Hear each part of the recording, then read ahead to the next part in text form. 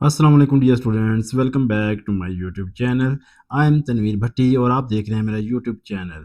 I hope आप सब खैरियत से होंगे। सो डियर स्टूडेंट, आज हम एक्सरसाइज 1.2 स्टार्ट करने जा रहे हैं। इस एक्सरसाइज में हम जिन टॉपिक्स को डिस्कस करेंगे उन टॉपिक्स में सबसे पहले हमारे पास होगा रेडिकल एक्सप्रेशंस। तो first of all we will define radical expressions क्या होते हैं, इनको हम कैसे लिख सकते हैं। इसके साथ हम फिर रेडिकल से रिलेटेड कुछ लॉज को डिस्कस करेंगे और साथ में हम देखेंगे कि what are the index index और इंडिसेस के लॉज को भी डिस्कस करेंगे वन बाय वन। फिर उसके बाद हमारा नेक्स्ट टॉपिक जो होगा वो हो गई सर्ड्स क्या होती हैं, इनको हम कैसे डिफाइन करते हैं और फिर हम इनकी एप्लीकेशंस को भी साथ में डिस्कस करेंगे। इसके साथ हमारी आज की वीडियो में डियर स्टूडेंट हम two example number 7, example number 8, इन दोनों एग्जाम्पल्स को डिटेल्स के साथ सॉल्व करेंगे और फिर हमारी एक्सरसाइज के सिर्फ आज हम दो ही क्वेश्चन को सॉल्व करेंगे। वो होंगे हमारे पास question number 1 and question number 2। तो आई होप डियर स्टूडेंट कि ये आज का हमारा जो टारगेट है हमारी इस वीडियो में जिन जिन चीज़ों को हमने कवर करना है, तो इस वीडियो के बाद आपको क्लियर अंडरस्टैंडिंग हो जाएगी। तो डियर स्टूडेंट्स मिलते हैं, हम स्टार्ट करते हैं हमारी लेक्चर। 1.2 section radical expressions. तो रेडिकल एक्सप्रेशंस की फर्स्ट ऑफ ऑल हम डेफिनेशन की तरफ मूव करते हैं। तो अगर हम डेफिनेशन की तरफ जाएं और हम रेडिकल एक्सप्रेशंस को डिफाइन करना चाहें तो डेफिनेशन की ये है, if n is a positive integer. यहाँ पर n जो है वो हमारे पास एक पॉजिटिव इंटीजर होना चाहिए। देखिए डियर स्टूडेंट, इस चीज़ को समझें। पहली बात तो ये है कि जो n है वो आपके पास इंटीजर हो। इंटीजर्स का मतलब ये है कि n जो है वो आपके पास फ्रैक्शन में भी नहीं होना चाहिए और आपके पास डेसिमल में भी नहीं होना चाहिए। n इंटीजर्स होना चाहिए। उसके साथ वो इंटीजर भी कौन सा, पॉजिटिव इंटीजर आपके पास हो, ग्रेटर देन 1, और उसकी जो वैल्यू है वो हमारे पास ग्रेटर देन 1 हो। And a is a real number, और एक हमारे पास एक अनदर एक रियल नंबर हो। अब यहाँ पर रियल नंबर की बात की जा रही है। ए वो नेगेटिव नंबर भी हो सकता है, वो पॉजिटिव नंबर भी हो सकता है, वो फ्रैक्शन, डेसिमल नंबर, कोई भी नंबर आपके पास वो मिल सकता है। Then any real number x। तो फिर इसके बाद हमारे पास एक और रियल नंबर हमें x मिल रहा है, सच दैट। तो फिर वो कहेंगे कि वो x जो आपके पास रियल नंबर होगा वो हमारे पास इक्वल होगा दिस रेडिकल एक्सप्रेशन के वो इक्वल होगा, is called nth root of A. अब nth रूट ऑफ ए से पहले मैं आपको कुछ एग्जांपल के साथ इस चीज़ को एक्सप्लेन करना चाहता हूँ। आपने अक्सर प्रीवियस क्लासेस में स्क्वायर रूट को लिखे हुए देखा होगा। स्क्वायर रूट को हम इस तरीके से लिखते हैं कि हम कहते हैं 4 स्क्वायर रूट, और जब हम 4 स्क्वायर रूट फाइंड करते हैं तो हम क्या कहते हैं कि हमारे पास जो आंसर होता है वो 2 होगा। इसी तरह से आपने क्यूब रूट भी फाइंड लिखा हुआ देखा होगा। यहाँ से देखिए आपके पास दिस वन, ये आपने क्यूब रूट भी फाइंड किया होगा। अब अगर आप नोट करें तो हमारे पास ये जो नीचे वाला एक्सप्रेशन है इसको हम क्यूब रूट ही क्यों कहते हैं। सोचने वाली बात है ना, किसका नाम हमने क्यूब रूट क्यों रखा हुआ है। उसकी रीजनिंग ये है कि हमारे पास यहाँ पर देखें, आपके पास ये जो नंबर आपको नजर आ रहा है, दिस नंबर इज 3, और 3 नंबर होने की वजह से हम इसको क्या कह देते हैं, दिस इज क्यूब रूट। अब आप नोट कर रहे होंगे कि हमारे पास इसका नाम क्यों है क्यूब रूट, क्योंकि ये 3 है और 3 हमारे पास क्यूब को रिप्रेजेंट करता है, तो इसलिए हम कहते हैं क्यूब रूट। इसी तरह यहाँ पर आप नोट करें तो फिर हम इसका नाम जो है वो स्क्वायर रूट क्यों लिखते हैं। तो स्क्वायर का मतलब क्या होता है, स्क्वायर का मतलब होता है पावर 2 या नंबर 2। तो यहाँ पर तो 2 नहीं लिखा हुआ, तो इसका मतलब ये हुआ कि हमारे पास स्क्वायर रूट में यहाँ पर नंबर क्या होता है, वो 2 होगा, लेकिन हम स्क्वायर रूट में 2 नहीं लिखते। इसी तरह अगर मैं ये आपके पास रेडिकल साइन, ये जो होता है इसको हम रेडिकल साइन कहते हैं। अगर इस रेडिकल साइन के ऊपर मैं लिख दूं 4, यहाँ पर मैं 4 लिख दूं, तो यहाँ पर अब आप नोट करें तो ये हमारे पास क्या हो जाएगा, this is called fourth root. क्या कहेंगे हम इसको, फोर्थ रूट। तो यहाँ से अब आपको पता चल रहा है कि इस रेडिकल साइन के साथ जितना आपके पास नंबर लिखा होगा वो उतना ही रूट हो जाएगा। तो अगर मैं यहाँ पर रेडिकल साइन के साथ मैं यहाँ पर लिख दूं n, तो अब तो आपको पता चल चुका होगा कि ये हमारे पास कौन सा रूट है, ये हमारे पास क्या आ चुका है, अब nth रूट है। तो ये सारा का सारा जो है ये इसको हम क्या कहेंगे, this is called nth root. तो ये हमारे पास nth रूट हो जाएगा।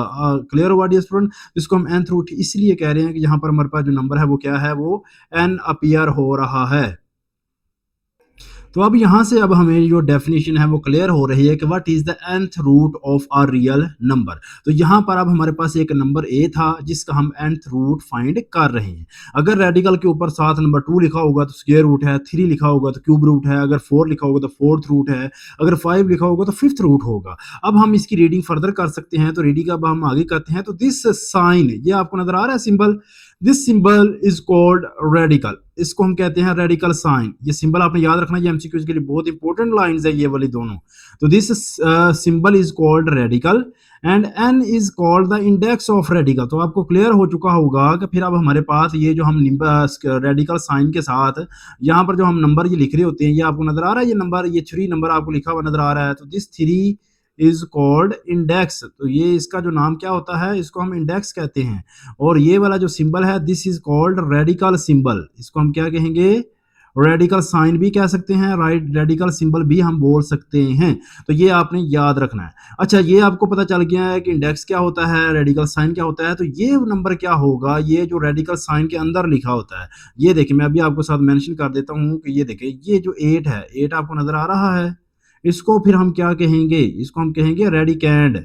तो ये आपने इन सब के नाम जो है वो याद रखने हैं। ओके डियर स्टूडेंट, तो इस तरह से देखें, आपके पास किसी भी रेडिकल एक्सप्रेशन में 3 चीजें होती हैं। मैं दोबारा से आपको एक एक्सप्रेशन लिखकर आपको मैं क्लियर कर देता हूँ, दोबारा से मैं आपको समझा देता हूँ ताकि आपको क्लियर हो जाए। तो मैं यहाँ पर एक लिखने जा रहा हूँ, एक रेडिकल एक्सप्रेशन, ये मेरे पास रेडिकल साइन है, यहाँ पर मैं ये लिख रहा हूँ x और यहाँ पर मैं लिख रहा हूँ 4।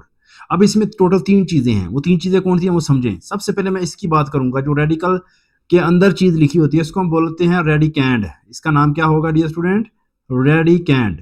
अच्छा, फिर इसके बाद ये वाला नंबर आ जाता है, इस नंबर को हम क्या कहते हैं, दिस इज कॉल्ड इंडेक्स, इसका जो नाम होता है वो इंडेक्स होता है। और ये जो सिंबल होता है, सिंबल को हम क्या कहते हैं, दिस इज रेडिकल साइन, इसको हम क्या कहेंगे, रेडिकल साइन। तो ये 3 चीजें जो हैं इनका आपको क्लियर अंडरस्टैंडिंग होना चाहिए।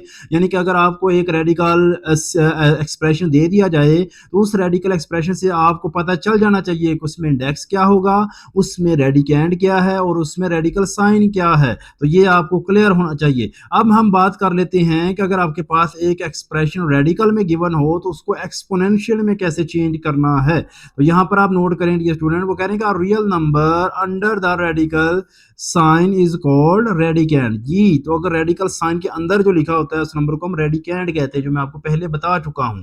तो यहाँ पर हमारे पास रेडिकल एक्सप्रेशन की 2 एग्जांपल्स बता दी गई हैं। यहाँ से अब आपको क्लियर हो जाना चाहिए कि ये 3 और 5 जो है वो हमारे पास क्या है, इंडेक्स हैं, और नीचे जो 5 और 7 जो है वो हमारे पास रेडिकैंड होंगे। ओके डियर स्टूडेंट, अब हम चलते हैं हमारे पास कि किसी रेडिकल एक्सप्रेशन को एक्सपोनेंशियल में चेंज करना हो तो कैसे किया जाता है।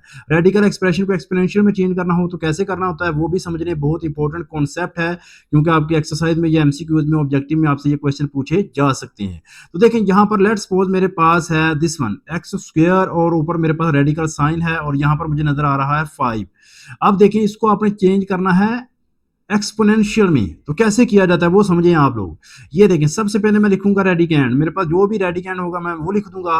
फिर ये मेरे पास जो इंडेक्स होगा, इंडेक्स को मैं इस तरह ऊपर पावर में लिख दूंगा, एक्सपोनेंट में लिख दूंगा, लेकिन कैसे लिखूंगा, रेसिप्रोकल में लिख दूंगा। तो इस तरह से ये जो आपके पास क्या हो जाएगा, एक्सपोनेंशियल में चेंज हो जाएगा। इसी तरह से एक और एग्जांपल भी हम ले सकते हैं, लेट्स सपोज ये देखिए आपके पास जी X raise to power, X की जगह पर आप कोई भी नंबर ले सकते हैं, 8 रेज टू पावर 2 और इसके ऊपर हम ले रहे हैं 3।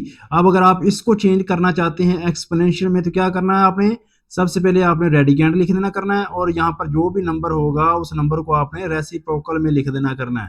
तो यहाँ से अब आप देखें कि आपके पास यही रेडिकल एक्सप्रेशन किस में चेंज हो चुका है, एक्सपोनेंट में चेंज हो चुका है, एक्सपोनेंशियल फॉर्म में चेंज हो गया है। तो अब मुझे एक और एग्जांपल भी बता दें, तो अगर आपके पास इस तरह से हो एक्स रेज टू पावर, जी सॉरी इस तरीके से हम लिख लेते हैं तो ज़्यादा बेहतर है। जी ये देखें, अब मुझे इसको भी आप चेंज करके बता दें तो इसकी एक्सपोनेंशियल फॉर्म क्या होगी। तो यहाँ पर आप देखें, सबसे पहले मैं रेडिकैंड लिखूंगा ए और उसके ऊपर पावर क्या लिख दूंगा, 1/n। तो ये देखिए हमारे पास रेडिकल एक्सप्रेशन एक्सपोनेंशियल एक्सप्रेशन में चेंज हो चुका है। ये कहाँ पर लिखा हुआ है, ये यहाँ पर लिखा हुआ है। ये देखिए रेडिकल एक्सप्रेशन को किस में चेंज किया जा रहा है, एक्सपोनेंशियल में चेंज कर रहे हैं। तो ये थी हमारे पास रेडिकल एक्सप्रेशन की डेफिनेशन, उसमें कौन कौन सी चीजें यूज होती हैं उनको हमने वन बाय वन एक्सप्लेन किया है। अब हमारा नेक्स्ट टॉपिक जो आ रहा है वो है this is laws of radicals. Laws of radicals या इंडिसेस। इंडिसेस जो है वो इंडेक्स की प्लूरल होती है। इंडेक्स का प्लूरल जो होता है वो इंडिसेस होता है और रेडिकल्स हमें पता है। अब यहाँ पर कुछ लॉज बताए जा रहे हैं जो आपने प्रीवियस क्लास में 8 क्लास में भी इनको वन बाय वन डिस्कस किया था। यहाँ पर अगेन हम उनको रिकॉल कर लेते हैं। तो सबसे पहला जो हमारे पास है लॉज ऑफ रेडिकल, पहले पढ़ लेते हैं जी। तो वो कह रहे हैं कि अगर आपके पास रेडिकल साइन में दो रेडिकेंड मल्टीप्लाई हो रही है, देखिए सिंगल रेडिकल है लेकिन सिंगल ऊपर रेडिकल है लेकिन उसके अंदर दो रेडिकेंड ए और बी रेडिकेंड मल्टीप्लाई हो रहे हैं, तो आप उन रेडिकेंड को अलग-अलग भी सेपरेटली भी लिख सकते हैं। ये आप देख सकते हो मल्टीप्लाई करके, ये दरम्यान में जो डॉट है ये मल्टीप्लिकेशन को रिप्रेजेंट कर रहा है। तो इस तरह से आप उनको सेपरेटली मल्टीप्लाई करके भी लिख सकते हैं। इसी तरह सेकंड में देखें, अगर दो रेडिकेंड डिवाइड हो रहे हों, ए और बी डिवाइड हो रहे हैं, तो आप उनको भी न्यूमिनेटर और डिनोमिनेटर में सेपरेटली अलग-अलग भी लिख सकते हैं। ये लेफ्ट से राइट से आप कर सकते हो और राइट से लेफ्ट भी आप कर सकते हैं। ये इन लॉज को अंडरस्टैंड करें डियर स्टूडेंट, ये आपके एक्सरसाइज के क्वेश्चन में बहुत ज्यादा यूज होंगे, ये बहुत ज्यादा यूजफुल हैं। इनको आपने बार बार यूज करना है क्वेश्चन में, तो इसलिए आप इनको अंडरस्टैंड करें। इसके बाद हमारे पास नेक्स्ट जो लॉ आ रहा है वो क्या है कि ये आपके पास रेडिकेंड है ए रेज्ड टू पावर एम, ये आपको हाईलाइट किया हुआ नजर आ रहा है, मैं हाईलाइट कर रहा हूं।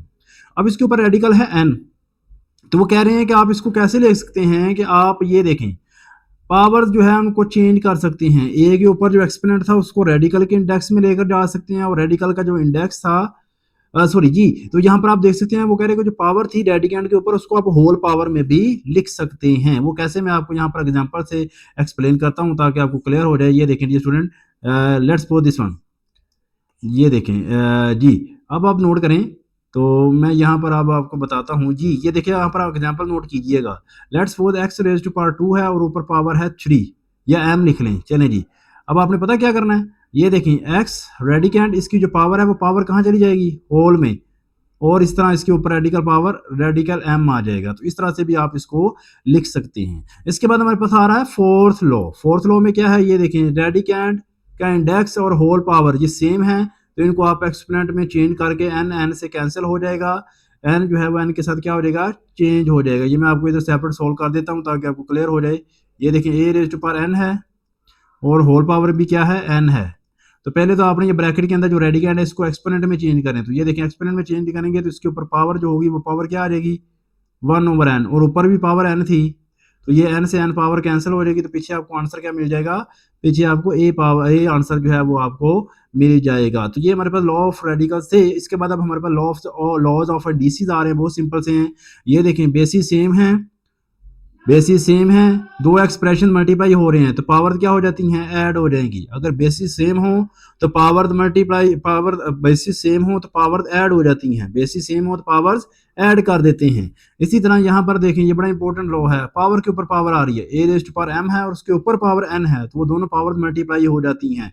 ये लॉज भी आपने पढ़े हुए हैं, आपने डिस्कस किए हुए हैं प्रीवियस क्लासेस में, ये कोई नई चीज़ नहीं है, इसलिए कंफ्यूज नहीं होना। मैं आपको यहाँ पर वन बाय वन लिख देता हूँ। ये देखें फर्स्ट क्या है कि ये देखें ये फर्स्ट टर्म है, ये सेकंड टर्म है, दोनों की बेसिस सेम है। देखें दोनों की बेसिस ए है, तो आप इस ए की बेस लिखेंगे और उनकी पावर को सम करके लिख सकते हैं। इसके बाद दूसरा लॉ क्या है कि अगर आपके पास एक टर्म है, इसके ऊपर पावर m है और एक पावर और ऊपर आपको मिल रही है n, तो ये m और n मल्टीप्लाई हो सकती हैं, पावर क्या हो जाती हैं, मल्टीप्लाई हो जाती हैं। इसी तरह नेक्स्ट जो लॉ है वो क्या है कि आपके पास दो टर्म्स यानी दो बेसिस मल्टीप्लाई हो रही हैं और उनके ऊपर एक सिंगल पावर n है, तो ये सिंगल पावर जो है उसको हम सेपरेट भी मल्टीप्लाई करके लिख सकते हैं। ये देखिए दोनों के ऊपर अलग अलग पावर भी आ जाएगी, अगर होल पावर आ रही हो तो उस पावर को सेपरेटली भी हम लिख सकते हैं। इसके बाद नेक्स्ट हमारे पास क्या आ रहा है जी, इसी तरह ये मल्टीप्लिकेशन में था, तो अगर डिवाइड हो रहे हो दो नंबर और उनके ऊपर भी होल पावर आ जाए तो आप इस होल पावर को न्यूमिनेटर में भी और डिनोमिनेटर में भी सेपरेटली लिख सकते हैं। आई होप ये स्टूडेंट की आपको अंडरस्टैंडिंग हो रही है। इसके बाद हमारे पास नेक्स्ट जो है, नेक्स्ट लॉ क्या है वो ये वाला है जी, A M divide by A N. देखें इसको समझें, ए एम न्यूमिनेटर में और ए एन डिनोमिनेटर में। क्या दोनों की बेसिस सेम है? आप देख रहे होंगे दोनों में ए आ रहा है, बेसिस सेम है, पावर्स डिफरेंट हैं। तो जब बेसिस सेम हो न्यूमिनेटर और डिनोमिनेटर में तो हम क्या करते हैं, ये नीचे वाली पावर को ऊपर ले जाते हैं। तो बताएं ऊपर जाकर ये पावर जो है ये क्या हो जाएगी, पावर नेगेटिव हो जाती है। तो जब देखें बेसिस सेम हो गई हैं तो इसका मतलब है कि पावर इनको ऐड कर देंगे। तो ऐड करने का मतलब है m माइनस एन, क्योंकि सेकंड पावर के साथ नेगेटिव साइन है। तो ये देखें m प्लस माइनस एन, तो इसका आंसर हमेशा क्या आएगा, m माइनस एन ही आएगा। तो दोनों पावर को ऐड करने से m माइनस एन आपको मिल जाएगा। ओके डियर स्टूडेंट, अब हमारे पास जो लास्ट लॉ है वो बड़ा इंपॉर्टेंट एमसीक्यूज है कि अगर किसी भी बेस के ऊपर पावर जीरो आ जाए, किसी भी बेस के ऊपर एक्सपोनेंट जीरो मिल जाए तो उसका आंसर क्या होता है, वो वन होगा। तो ये लास्ट लॉ जो है इसको भी आपने अंडरस्टैंड करना है। तो ये जो टेबल था ये लॉ थे, ये एमसीक्यू ऑब्जेक्टिव के लिए बहुत ज्यादा इंपॉर्टेंट थे। So dear student, I hope कि आपको इन लॉज की भी क्लियर अंडरस्टैंडिंग हो चुकी है और हमने जो डेफिनेशन की है रेडिकल की उसकी भी क्लियर अंडरस्टैंडिंग हो चुकी है। एग्जाम्पल नंबर 7 हमारे पास है। एग्जाम्पल नंबर 7 की स्टेटमेंट देखें तो यहाँ पर हमारे पास कुछ रेडिकल एक्सप्रेशंस हमें गिवन हैं और हम उनको सिंप्लीफाई करेंगे। अब रेडिकल एक्सप्रेशंस को सिंप्लीफाई करने का मतलब ये होता है कि आप उस पर laws of radicals, laws of indices apply करें और फिर उनका जो सिंपलेस्ट फॉर्म में जो उनका आंसर आपको मिल रहा है आप उस आंसर को फाइंड करें। तो यहाँ पर अगर आप नोट करें तो हमारे पास क्वेश्चन नंबर 1 फर्स्ट पार्ट में आप नोट कर सकते हैं कि रेडिकैंड हमारे पास है 16x4y8 और उसके ऊपर हमें इंडेक्स नजर आ रहा है, इंडेक्स हमारे पास 4 है, ये आप देख सकते हैं। तो अब हम इस एक्सप्रेशन को क्या करेंगे, सिंप्लीफाई करेंगे। तो देखें इसको सिंप्लीफाई करने का क्या मेथड है। सबसे पहला काम आपने ये करना होता है कि आपने इस रेडिकल एक्सप्रेशन को चेंज कर देना है, किसमें, आपने इसको एक्सपोनेंशियल फॉर्म में चेंज करना है। तो ये देखिए 4 को जब आप एक्सपोनेंशियल फॉर्म में चेंज करेंगे तो ये देखिए होल पावर आपको नजर आ रही है और वो है हमारे पास 1/4। अब आपने जब एक्सपोनेंशियल फॉर्म में चेंज कर दिया तो फिर इसके बाद हमारा अभी हमने लॉज ऑफ एक्सपोनेंट में पढ़ा था कि अगर आपको क्या मिल रही हो, होल पावर नजर आ रही है। ये देखिए ये हमारे पास 16x4y8, इसके ऊपर होल पावर हमारे पास 1/4 है। तो आप इस होल पावर को सेपरेटली भी कर सकते हैं, अलग-अलग लिख सकते हैं। यानी कि ये देखिए 16 के ऊपर भी 1/4 मल्टीप्लाई बाय एक्स के ऊपर भी 1/4। ये देखें आप देख सकते हैं कि एक्सपोनेंट ये जो 1/4 होल एक्सपोनेंट था ये सेपरेट हो जाएगा हर किसी के ऊपर सेपरेटली, यानी कि अलग-अलग। अब क्या करना होता है, अब इसके बाद हमारा जो नेक्स्ट स्टेप होगा वो ये होगा कि हमारे पास ये जो नंबर होता है इस नंबर की हमने फैक्टराइजेशन करनी होती है। क्या करनी होती है, प्राइम फैक्टराइजेशन। तो ये देखें 16 की प्राइम फैक्टराइजेशन करनी। मैं प्राइम का वर्ड इसलिए बोल रहा हूं कि आपने 16 को प्राइम नंबर से डिवाइड करना है और सबसे स्मॉलेस्ट प्राइम नंबर से शुरू करना है, यानी 2 से स्टार्ट करना है। तो देखिए 2 को 16 से डिवाइड करें, 16 को 2 से डिवाइड करें तो हमें 8 मिलेगा। फिर इसके लिए प्राइम नंबर 3 पर 4 पर आपने जंप नहीं करना, जब तक सबसे स्मॉलेस्ट प्राइम नंबर पर डिवाइड हो रहा है करते जाएंगे। तो ये देखिए 2 4 द 8, फिर 2 पर डिवाइड हो रहा है, दिस इज 2 2 द 4, फिर ये देखिए फाइनली। तो ये आप नोट करें 2 को 2 से मल्टीप्लाई करें, फिर 2 से करें तो 2 से करें तो ये कितने 2 मिल रहे हैं, तो ये हमारे पास 4 2 मिल रहे हैं। ये देखें तो अगर बेसिस सेम हो, ये देखें इसके ऊपर पावर भी 1 है, पावर 1 पावर 1 पावर 1। अगर बेसिस सेम हो तो बेस लिखते हैं और सब पावर्स को ऐड कर देते हैं। तो ये फाइनली 2 रेज टू पावर 4, ये जो आपको लिखा हुआ नजर आ रहा है ये इस तरह से आपको मिल रहा है। समझ आ रही है, ये डायरेक्ट उसने किया है बुक में, लेकिन आपको पता बता दिया मैंने कि ये 2 रेज टू पावर 4 कैसे आया है। तो ये अब आपने क्या करना है, 16 जो है उसको आपने 2 रेज टू पावर 4 में चेंज कर दिया। तो ये देखें 16 को जब 2 रेज टू पावर 4 में चेंज करेंगे तो उसके ऊपर पावर क्या थी, 1/4। ओके डी स्टूडेंट, इसी तरह ये एक्स रेज पावर 4, इसके ऊपर पावर भी 1/4 है और ये वाई रेज पावर 8 है, तो इसके ऊपर भी पावर कितनी है, 1/4। अब आपने देखिए पावर के ऊपर पावर आ जाए, पावर तो मल्टीप्लाई हो जाती हैं। तो अब आप देखें मल्टीप्लाई कैसे करना है। ये देखिए ये पावर 4 है और ये पावर 1/4 है। तो 4 को जब 1/4 से मल्टीप्लाई करेंगे तो 4 4 से क्या हो जाएगा, कैंसिल हो जाएगा। तो इसका मतलब है कि ये 1/4 इस 4 के साथ क्या हो रहा है, कैंसिल आउट हो रहा है। क्या हो रहा है डियर स्टूडेंट, ये देखिए ये 4 जो है वो इस 4 के साथ क्या हो जाएगा, कैंसिल हो जाएगा। ओके डियर स्टूडेंट, तो इस तरह से ये आपको मैंने कैंसिल करके बता दिया। तो पीछे क्या रह जाएगा, पीछे रह जाएगा 2। ओके इसके बाद इधर आ जाइए, ये देखिए ये 4 4 के साथ क्या हो जाएगा, कैंसिल, एक्स रह जाएगा। और ये जो 4 है इस 8 के साथ कैंसिल करेगा तो पीछे क्या रह जाएगा, वाई स्क्वायर रह जाएगा। तो यहाँ से अब आप देख सकते हैं 2xy², ये हमें सिंपलेस्ट जो रेडिकल एक्सप्रेशन वो हमें मिल चुका है। तो इस तरह से जो है आपने सिंप्लीफिकेशन करनी होती है। अब अगर हम सेकंड एग्जांपल की बात करें डियर स्टूडेंट, तो यहाँ पर आप देखें ये हमारे पास रेडिकैंड था ये रेडिकेंड है और इसके ऊपर इंडेक्स भी हमें नजर आ रहा है, 3 हमारे पास इंडेक्स है। तो क्या करना है, सबसे पहले आपने इंडेक्स को एक्सपोनेंट में चेंज कर देना। ये देखें, रेडिकल को इंडेक्स को एक्सपोनेंट में चेंज करेंगे तो 3 1/3 भी चेंज हो जाएगा। अब ये देखें होल पावर आ रही है 1/3, तो ये देखें 1/3 हर टर्म के ऊपर सेपरेट हो जाएगी। ये मैं देखिए हाईलाइट कर रहा हूँ ताकि आपको समझ आ जाए। ये देखें, ये हाईलाइट कर रहा हूँ, तो ये होल पावर जो है वो सेपरेट हो चुकी है हर टर्म के ऊपर अलग-अलग से। अब क्या करना है, अब आपने 27 जो है उसकी प्राइम फैक्टराइजेशन करनी है। ये देखें 27 की जब आप प्राइम फैक्टराइजेशन करेंगे, तो मैं प्राइम बोल रहा हूँ डियर स्टूडेंट, आपने इसको 9 से डिवाइड नहीं करना, 9 प्राइम नंबर नहीं होता। तो सबसे स्मॉलेस्ट प्राइम नंबर होता है 2 तो इसको डिवाइड नहीं कर रहा, तो उससे बड़ा प्राइम नंबर फिर क्या होता है, वो होता है 3, तो 3 इसको डिवाइड करेगा, दिस इज 9। अब अगेन वही मिस्टेक नहीं करनी, 9 से डिवाइड नहीं करना, आपने प्राइम नंबर से डिवाइड करना है। तो प्राइम नंबर 3 जो है इसको अगेन डिवाइड करेगा, फिर उसके बाद 3 इसको डिवाइड करेगा। तो यहाँ से अब आप देख सकते हैं कि 3 को 3 से मल्टीप्लाई करें, फिर 3 से करें, तो 3 कितनी दफा मल्टीप्लाई हो रहे हैं, 3 दफा मल्टीप्लाई हो रहे हैं, तो बेसिस सेम है तो पावर ऐड हो जाएंगी। तो इस तरह से आपको जो 27 है वो इस तरह से 3 रेज़ टू पावर 3 में मिलेगा। तो इसलिए 27 को ये आप देख सकते हो, मैं ये सर्कल कर रहा हूँ इसी तरह, इसलिए ये 3 रेज़ टू पावर 3 जो है वो 27 के इक्वल आएगा। ओके स्टूडेंट, अब करना ये है कि आपने हर पावर को क्या कर देना है, कटिंग कर देनी है। ये देखिए, ये 3 इस 3 के साथ कैंसिल हो जाएगा, ये मैं यहाँ पर कर देता हूँ, ये 3 इसके साथ, ये 3 6 के साथ कैंसिल होगा, 2 आएगा। ये 3 को 9 के साथ कैंसिल कर दे, 3 आएगा, और ये भी 3 से क्या हो जाएगा, कैंसिल हो जाएगा। तो ये पावर को आपने कैंसिल आउट कर लेना है। तो जैसे ही आप कैंसिल आउट करेंगे तो आपको फाइनल रिजल्ट जो है वो आपको मिल जाएगा। आई होप कि आपको इस क्वेश्चन की भी क्लियर अंडरस्टैंडिंग हो चुकी है। अब हमारे पास है थर्ड पार्ट की अगर बात करें, तो थर्ड पार्ट में आप देखें तो हमारे पास था जी डियर स्टूडेंट, आप देखें तो हमारे पास रेडिकेंट जो है वो क्या है, बेस 64 है और उसके ऊपर पावर -4/3 है। क्या है, पावर -4/3। तो सबसे पहला काम आपने क्या करना है कि आपने इस पावर को पॉजिटिव करना है। पावर को पॉजिटिव अब करने के लिए हमें क्या करना होगा कि ये हमारे पास जो टर्म है, इस टर्म को डिनोमिनेटर में ले जाएंगे। तो ये देखें, ये पावर टर्म, ये सारा का सारा एक्सप्रेशन जो है, ये जब डिनोमिनेटर में जाएगा तो इसकी पावर ऑटोमेटिकली क्या हो जाएगी, पॉजिटिव हो जाएगी। ये भी आपने पढ़ा होगा कि अगर एक नंबर है उसकी पावर नेगेटिव हो, -n हो, तो उसको जब आप डिनोमिनेटर में ले जाएं, 1 के नीचे लिख दें, तो पावर पॉजिटिव हो जाती है। इसी तरह यहाँ पर आप देखें, डिनोमिनेटर में पावर अगर नेगेटिव हो तो इसको पॉजिटिव करना हो तो इसको ऊपर ले जाएंगे। तो ये देखें, इस तरह से आप इन पावर को नेगेटिव से पॉजिटिव कर सकते हैं। कैसे करना होता है, अगर न्यूमिनेटर का मतलब ये देखिए, इसके डिनोमिनेटर में 1 था, तो ये जब पावर न्यूमिनेटर में नेगेटिव हो तो इसको डिनोमिनेटर में ले जाएं, तो पावर पॉजिटिव हो जाती है। इसी तरह जब पावर आपके पास न्यूमिनेटर में नेगेटिव हो तो इसको ऊपर ले जाएंगे, तो ये आपके पास पावर क्या हो जाएगी, पॉजिटिव हो जाएगी। आई होप डियर स्टूडेंट का आपको समझ आ चुकी है कि ये नेगेटिव से पॉजिटिव पावर कैसे करना होती है। इसके बाद अब हमारा नेक्स्ट जो स्टेप होगा वो क्या होगा, जब आपने पावर पॉजिटिव कर लिया, अब इसके बाद हमारे पास बारी आ जाती है 64 की प्राइम फैक्टराइजेशन की। 64 की प्राइम फैक्टराइजेशन हमने करनी है। तो ये देखें, अब नोट कर रहे होंगे, ये डिनोमिनेटर में क्या है, पावर जो है, पावर हमारे पास है 4/3। तो ये देखें, पावर हमारे पास 4/3 में, इस वाले जो 3 है ना, इसको मैं कैंसिल करना चाहता हूँ, इसको कटिंग करना चाहता हूँ।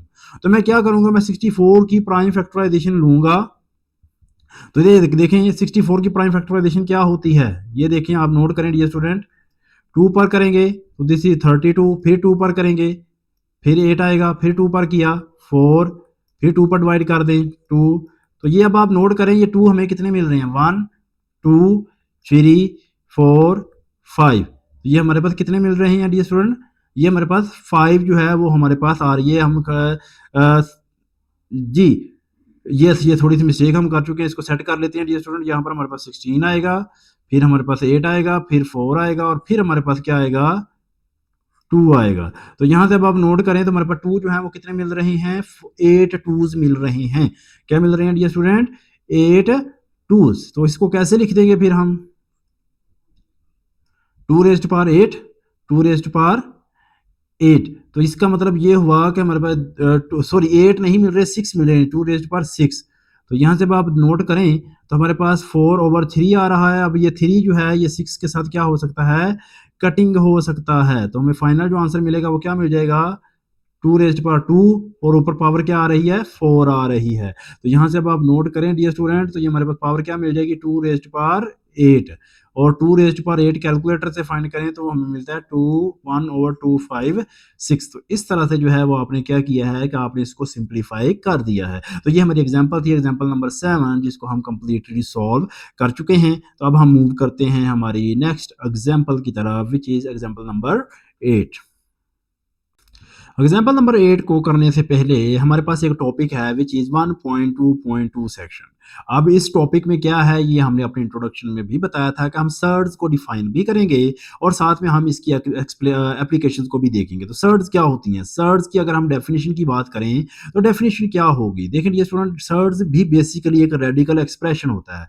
अब जब मैं रेडिकल एक्सप्रेशन का वर्ड बोल रहा हूँ तो इसका मतलब ये होगा कि मेरे पास एक तो रेडिकल साइन होना चाहिए, फिर उसके बाद मेरे पास ये एक रेडिकैंड भी होना चाहिए। फिर मुझे अभी इन दोनों से काम नहीं बना, मुझे एक और चीज़ चाहिए। मुझे क्या चाहिए, मुझे यहाँ पर एक इंडेक्स भी चाहिए। तो अब ये देखें, ये इस रेडिकल एक्सप्रेशन को हम सर्ड्स कह सकते हैं या नहीं कह सकते, उसके लिए हमें इसकी डेफिनेशन को पहले डिस्कस करना होगा, फिर हम इसकी बात करते हैं। अब यहाँ पर नोट करें, an irrational radical with rational radicand. अब ये दो बड़े इंपॉर्टेंट वर्ड है। वो कैसे, मैं आपको एग्जांपल बताता हूँ, फिर हम देखते हैं। ये देखें, ये मेरे पास एक मैं नंबर लिख रहा हूँ 5।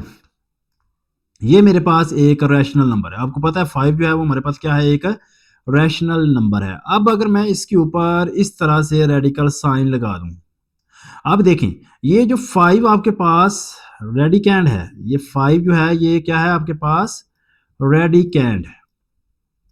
ये हमारे पास रेडिकैंड है। तो क्या ये आपके पास रैशनल है या नहीं है, तो ये हमारे पास रैशनल नंबर है। उसने भी तो यही कहा है, विद रैशनल रेडिकैंड। तो इसका मतलब है कि हमारा जो रेडिकैंड है वो रैशनल है। लेकिन अगर मैं इस सारे की बात करूं, सारे का मतलब क्या है, मैं इस सारे के सारे एक्सप्रेशन की बात करूं, तो ये ओवरऑल मेरे पास क्या है, ये मेरे पास इर्रेशनल एक्सप्रेशन है। ये सारा का सारा ओवरऑल टोटल की अगर मैं बात करूं, कंप्लीट की बात करूं, तो ये मेरे पास एक इरेशनल नंबर है। लेकिन अगर मैं सिर्फ रेडिकैंड की बात करूं तो रेडिकैंड जो होगा वो मेरे पास रैशनल नंबर होगा। तो ये जो आपको नजर आ रहा है दिस वन, ये 5 स्क्वायर रूट, फिर इस 5 स्क्वायर रूट को हम क्या कहेंगे, दिस इज कॉल्ड सर्ड। तो ये फिर जो 5 स्क्वायर रूट है ये हमारे पास क्या हो जाएगी, ये हमारे पास सर्ड बन जाती है। ओके डियर स्टूडेंट, समझ आ रही है आपको कि क्या सर्ड की डेफिनेशन क्या है, कि पूरा का पूरा रेडिकल एक्सप्रेशन वो इरेशनल नंबर होना चाहिए, लेकिन उसके अंदर जो रेडिकैंड है, रेडिकैंड रैशनल नंबर होना चाहिए। रेडिकैंड इरेशनल नंबर नहीं होना चाहिए, रेडिकैंड रैशनल हो। तो फिर हमारे पास वो सारा का सारा, यानी कि ये देखिए मैं आपको एक और एग्जांपल देता हूँ, आपने मुझे बताना है। मैं लेट्स सपोज लिख रहा हूँ, चलिए जी मैं यहाँ पर ये लिख देता हूँ 81 दिस वन। ये अब आप नोट करें, ठीक है, या आप इसको इस तरह लिख सकते हैं दिस वन, ऐसे। अब आप नोट करें तो ये 81 जो है ये हमारे पास क्या है, या एन की जगह पर अगर आप इसकी लिख दें पावर 5 लिख दें या 4 जी 4 लिख दें, ये लें। तो अब आप नोट करें कि ये हमारे पास जो ओवरऑल सारा का सारा जो है ये हमारे पास क्या है, 81 जो है वो रैशनल नंबर है, रैशनल नंबर। लेकिन ये सारे के सारा जो लेकिन ये सारा का सारा जो आपके पास है, ये लेकिन ये जो आपके पास सारा का सारा डियर स्टूडेंट है वो हमारे पास क्या है, वो हमारे पास इरेशनल नंबर है। जी, तो आई होप कि अब आपको इसकी जो डेफिनेशन है सर्ड की वो क्लियर हो चुकी है। अब हम रीडिंग की तरफ मूव करते हैं, तो रीडिंग करते हैं। तो देखिए जी स्टूडेंट, हमारे पास डेफिनेशन हमने पढ़ लिया। ये जो फर्स्ट लाइन है, first line is the definition of surd. ये सर्ड की डेफिनेशन और इसकी एग्जांपल बहुत बार एग्जाम्स में पूछी जा चुकी हैं। तो आप इसको शॉर्ट क्वेश्चन के लिए इस डेफिनेशन को लाजमी अंडरलाइन कर लें और इसको याद भी करें। अब देखिए एग्जाम्पल की बात करें, वो कह रहे हैं कि if we take the nth root of any rational number a. तो ये देखें, ये रैशनल नंबर ए था, उसका हम nth रूट ले रहे हैं, तो दिस इज सर्ड। तो ये हमारे पास डेफिनेशन किसकी हो जाएगी या एग्जांपल किसकी हो जाएगी, ये हमारे पास एक सर्ड की एग्जांपल होगी। एक और एग्जांपल लेना चाहते हैं तो ये 5 स्क्वायर रूट जो है ये भी आप देखें, तो जो 5 है वो आपके पास रैशनल नंबर है, लेकिन 5 स्क्वायर रूट ओवरऑल जो है वो आपके पास एक इरेशनल नंबर है। तो इसका मतलब ये आपके पास क्या होगी, ये भी एक सर्ड होगी। सर्ड, तो ये 5 square root is the surd because the square root of 5 does not give a whole number. तो इसका मतलब है कि 5 स्क्वायर रूट लेने से हमें होल नंबर नहीं मिल रहा, तो ये एक सर्ड है। लेकिन अगर 9 स्क्वायर रूट की बात करूं तो क्या आप इसे भी सर्ड कह सकते हैं? नो, 9 स्क्वायर रूट जो है वो हमारे पास सर्ड नहीं होगा। उसकी रीजन क्या है? उसकी रीजन ये है कि जब आप 9 स्क्वायर रूट फाइंड करते हैं 9 स्क्वायर रूट। तो इसको देखें, अब आप इसको जब एक्सपोनेंट में चेंज करतेंगे या इसको स्क्वायर रूट लेंगे तो ये देखिए आंसर जो है वो आपको एक होल नंबर मिल रहा है। अगर आपको आंसर होल नंबर मिल जाए तो इसका मतलब ये हुआ कि ये सर्ड नहीं होगी। तो this 9 square root is not a surd because it simplifies to a whole number 3 and our result is not irrational number. तो हमने क्या कहा है कि हमारा जो रिजल्ट होना चाहिए वो इरेशनल नंबर होना चाहिए। लेकिन जब आपने 9 स्क्वायर रूट को सॉल्व किया तो सॉल्व करने से जो रिजल्ट मिल रहा है वो इरेशनल नहीं मिल रहा, वो तो हमें रैशनल नंबर मिल रहा है। तो इसका मतलब ये हुआ कि हमारे पास ये जो 9 स्क्वायर रूट होगी दिस इज नॉट सर्ड। तो ये हमारे पास सर्ड नहीं है, ये बात आपने याद रखनी है। सर्ड वो होगी जिसका स्क्वायर रूट लेने से, सिंप्लीफाई करने से आंसर आपको होल नंबर ना मिले। जैसे यहाँ पर बहुत सारी एग्जांपल्स लिखी हुई हैं। Therefore the radical a nth root of a is irrational. तो ये देखिए 7 square root, 2 square root, 11 square root, तो ये आप नोट कर रहे होंगे कि इरेशनल। ये देखिए pi square root, E square root, ये सारे के सारे क्या होंगे, ये सारी सारी हमारे पास सर्ड्स होंगी। तो ये सर्ड्स की एग्जांपल है। इसके बाद वो कह रहे हैं कि there are different types of surds. ये टाइप्स ऑफ सर्ड्स जो है ना, ये आप लाजमी याद कीजिएगा, ये बड़ी इंपॉर्टेंट एमसीक्यूज भी हैं और डेफिनेशन भी हैं। तो सबसे पहली जो टाइप है this is monomial. Monomial surd क्या होती है? मोनो का मतलब होता है वन। ऐसी सर्ड जिसके अंदर सिर्फ आपको एक ही टर्म मिले। क्या मिले? Single term. तो this surd that contains a single term is called monomial surd. तो ये आप देख सकते हो 5 स्क्वायर रूट, 7 स्क्वायर रूट, ये दोनों टाइप्स जो हैं ये हमारे पास मोनोमियल सर्ड्स की हैं। इसी तरह a surd that contains the sum of two monomial surds, यानी कि ऐसी सर्ड जिसके अंदर आपको दो सर्ड्स का सम करते हुए या सब्ट्रैक्शन करते हुए नजर आए, तो समझने के वो आपके पास क्या होंगी? बाइनोमियल सर्ड्स होंगी। वो हमारे पास क्या होंगी डियर स्टूडेंट्स? वो बाइनोमियल सर्ड्स होंगी। इसी तरह से हमारे पास कॉन्जुगेट क्या होता है? अब कॉन्जुगेट भी समझने साथ में तो ज्यादा बेहतर है। ये देखें कॉन्जुगेट कैसे फाइंड करना होता है। लेट्स सपोज मेरे पास एक सर्ड है 2 square root plus 5 square root. अब अगर आपने इसका कॉन्जुगेट फाइंड करना है, कॉन्जुगेट, तो कॉन्जुगेट कैसे फाइंड करना होता है? ये जो सेंटर वाला साइन जो होता है दोनों टर्म्स के दरमियान, दोनों सर्ड्स के दरमियान, वो आपने चेंज कर देना है। तो आपको क्या मिल जाएगा? कॉन्जुगेट। तो ये आपके पास जो होगा इसको हम बोलेंगे कॉन्जुगेट ऑफ सर्ड। तो ये आप क्या होगा, आपके पास मिल चुका है, आपको आपको कॉन्जुगेट ऑफ सर्ड मिल चुका है। मैं एक और एग्जांपल आपके साथ शेयर करना चाहता हूं ताकि आपके कॉन्सेप्ट क्लियर हो जाएं। Let's suppose this one -2 square root plus 3 square root. अब मुझे बताएं कि अगर मैं इसका कॉन्जुगेट फाइंड करना चाहूं तो मैं कौन से साइन को चेंज करूंगा? तो मेरी बात हमेशा याद रखिएगा स्टूडेंट्स कि ये जो सेंटर वाला दो साइन होता है ना, इसको हमेशा चेंज करना है। आपने पहली सर्ड वाले साइन को चेंज नहीं करना। तो इसका मतलब है कि फर्स्ट साइन जो है पहली सर्ड के साथ, फर्स्ट सर्ड के साथ जो साइन था वो चेंज नहीं होगा।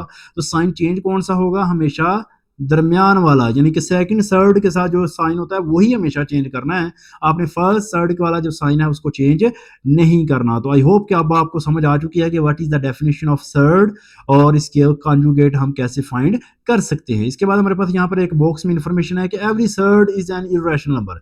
ये याद रखना है आपने, ये इंपॉर्टेंट एमसीक्यू है कि जो सर्ड होगी वो हमेशा एक इरेशनल नंबर होगा, but every irrational number is not a surd. तो ये अब देखें, ये हमारे पास क्या है? ये हमारे पास इरेशनल नंबर तो है लेकिन ये सर्ड नहीं है। अब ये क्यों नहीं है? समझने वाली बात है ना। मैं अब आपको बताता हूँ ये सर्ड क्यों नहीं है। ये देखें, ये उसने इधर भी बता दिया था। ये आप दो एग्जांपल उसने दी हुई थी कि ये जो है वो नॉट सर्ड, ये दोनों के दोनों सर्ड्स नहीं है क्योंकि ये हमारी डेफिनेशन को फॉलो नहीं कर रही। अब डेफिनेशन को फॉलो करने का ना करने का मतलब क्या है? ये देखें पाई स्क्वायर रूट। हमने सर्ड की जब डेफिनेशन की थी हमने कहा था कि ये जो रेडिकेंट होगा ना, ये क्या होना चाहिए? ये रैशनल नंबर होना चाहिए। ये क्या होना चाहिए? Rational number. तो क्या पाई हमारे पास रैशनल नंबर होता है? तो इसका मतलब है इस कंडीशन को ही हम ये सेटिस्फाई नहीं कर रहा। पाई तो इरेशनल नंबर है लेकिन हमने कहा था रेडिकेंट वो रैशनल नंबर होना चाहिए। तो ये हमारे पास फिर सर्ड नहीं होगी। तो फिर इसका मतलब है कि ये सारा का सारा ओवरऑल इरेशनल नंबर है। ये क्या क्या है? इरेशनल नंबर तो है, ये तो समझ में आ रहा है, लेकिन ये सर्ड नहीं है। इसलिए वो कह रहे हैं कि आपके पास हर इरेशनल नंबर सर्ड नहीं होता। सर्ड होने के लिए आपके पास जो रेडिकेंट है उसका रैशनल होना बहुत जरूरी है। तो यही रीजन थी कि जिसको हाँ जिसलिए हम इसको कह रहे थे कि ये हमारे पास सर्ड नहीं है। तो ये बहुत से है, आई थिंक आपको समझ आ चुका होगा डियर स्टूडेंट। ये इंपॉर्टेंट पॉइंट उसने बताया हुआ था, मैं दोबारा आपके साथ शेयर कर देता हूँ। वो कह रहे हैं कि every surd is an irrational number. वो कैसे? ये देखें, ये मैं आपको फिर एग्जांपल देने लगा हूँ। स्क्वायर रूट 5, क्या ये सर्ड है? ये सर्ड है। क्यों? रेडिकेंड जो है वो रैशनल नंबर है और ये ओवरऑल जो है वो इररेशनल है, तो ये सर्ड है। तो क्या ये इररेशनल भी है? तो याद रखना, जब आपके पास कोई एक्सप्रेशन सर्ड हो जाए तो समझ लें कि वो इररेशनल भी है। लेकिन अब मैं यहां पर एक ऐसा एक्सप्रेशन ले रहा हूं, दिस वन। अब ये देखें, ये इररेशनल तो है बट सर्ड नहीं है, तो नॉट सर्ड। तो ये आपके पास सर्ड नहीं है, लेकिन क्या है? इररेशनल है। ये आपके पास सर्ड तो नहीं है, लेकिन कौन सा नंबर है? ये आपके पास इररेशनल है। तो इसका मतलब ये हुआ कि every surd is an irrational number but every irrational number is not surd. तो ये बात आपने याद रखनी है। इसके साथ अब हमारे पास नेक्स्ट जो हमारी एग्जांपल है, एग्जांपल नंबर 8 स्टार्ट हो रही है। तो अब हम एग्जांपल नंबर 8 जो है उसको सॉल्व करेंगे और ये हमारे इस वीडियो की लास्ट एग्जांपल होगी। Rationalisation of denominator. अब ये जो वर्ड है रैशनलाइजेशन, ये बेसिकली जो वर्ड है ये रैशनल से डिराइव हुआ है। अब रैशनलाइजेशन ऑफ डिनोमिनेटर का मतलब क्या है? ये वर्ड जो है आप बार बार इस चैप्टर में यूज़ करेंगे, सुनेंगे भी। तो रैशनलाइजेशन का मतलब क्या है? और रैशनलाइजेशन हमने करनी भी किसकी है? हमने डिनोमिनेटर की करनी है। कहने का मतलब ये है कि आपके पास इस तरह के क्वेश्चन आएंगे, ये देखें 2/5 स्क्वायर रूट। तो डिनोमिनेटर में जो आपके पास नंबर होगा या एक्सप्रेशन होगा वो रैशनल नहीं होगा। वो क्या होगा? वो आपके पास हुआ करेगा इररेशनल नंबर। ये आप नोट कर सकते हैं कि डिनोमिनेटर में आपके पास 5 स्क्वायर रूट आ रहा है, तो 5 स्क्वायर रूट तो एक इररेशनल नंबर है। तो फिर आपने क्या करना है? आपने इस इररेशनल नंबर को चेंज करना है किसमें? रैशनल नंबर में। यानी कि डिनोमिनेटर जो है उसको आपने चेंज कर देना है किसमें? रैशनल नंबर में। तो इस प्रोसेस को हम बोलते हैं रैशनलाइजेशन ऑफ डिनोमिनेटर। अब आपको जो क्वेश्चन मिलेंगे ना, उन क्वेश्चन में भी आपके पास जो डिनोमिनेटर होगा वो हमेशा एक इररेशनल नंबर होगा। अगर नहीं पता चल रहा तो मैं आपके सामने अभी बता देता हूँ। ये देखें, आपके पास let's suppose this one 5 square root plus 2 square root. अब आप नोट करें तो ये आपके पास एक डिनोमिनेटर है, डिनोमिनेटर। अब 5 square root plus 2 square root, ये आपके पास दो इररेशनल नंबर है, उनको सम करने से आंसर इररेशनल ही आएगा। ये हमने प्रीवियस एक्सरसाइज में ये पॉइंट डिस्कस किया था। 5 स्क्वायर रूट भी इररेशनल नंबर है, 2 स्क्वायर रूट भी इररेशनल नंबर है, तो दोनों को सम करेंगे तो फिर भी आंसर इररेशनल नंबर ही आएगा। तो अगर आपके पास दो नंबर्स इररेशनल नंबर हों तो उनका सम भी इररेशनल है। अब ये देखें, इस एग्जाम्पल में ये जो डिनोमिनेटर है ये अब हमारे पास इररेशनल नंबर है। अब हमने इसको क्या करना है? अब इसको हमने चेंज करना है रैशनल नंबर में। तो उसके लिए क्या करना है? उसके लिए यहाँ पर एक दो लाइनों में उन्होंने कंप्लीट बात बता दी है कि प्रोसेस क्या होगा। To rationalise the denominator of the form, यानी कि इस तरह के एक्सप्रेशन, यानी ये डिनोमिनेटर में जो होगा आपके पास इस तरह की चीजें आएंगी, इस तरह के नंबर या एक्सप्रेशन आएंगे, तो आपने क्या करना है कि जब इस तरह के एक्सप्रेशन आपको डिनोमिनेटर में मिलेंगे, वही multiply both the numerator and denominator by the conjugate factor. तो फिर क्या करेंगे हम? न्यूमिनेटर और डिनोमिनेटर दोनों को कॉन्जुगेट से, यानी कि जो डिनोमिनेटर का जो कॉन्जुगेट होगा उससे क्या कर देंगे? मल्टीप्लाई कर देंगे। तो इससे हमें क्या हो जाएगा? हमारा जो डिनोमिनेटर है वो रैशनलाइज हो जाएगा।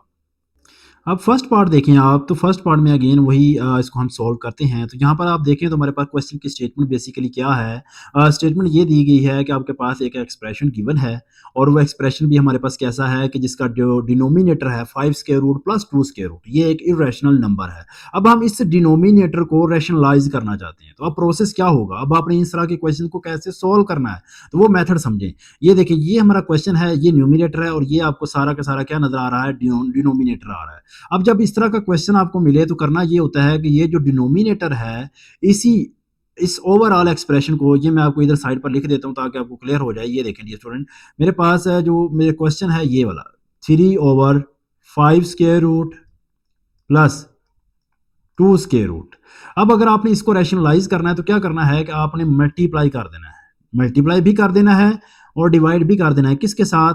डिनोमिनेटर के साथ। ये आप देख रहे होंगे, यही मेरे पास डिनोमिनेटर था, लेकिन ये देखें जो मैं मिस्टेक कर रहा हूँ वो आपने नहीं करनी। क्या आपने क्या करना है? कॉन्जुगेट के साथ मल्टीप्लाई करना है और डिवाइड करना है। कॉन्जुगेट के साथ मतलब कि सेंटर में जो साइन होगा, दोनों टर्म्स के दरमियान में जो साइन होगा उसको चेंज करके आपने मल्टीप्लाई भी कर देना है और डिवाइड भी कर देना है।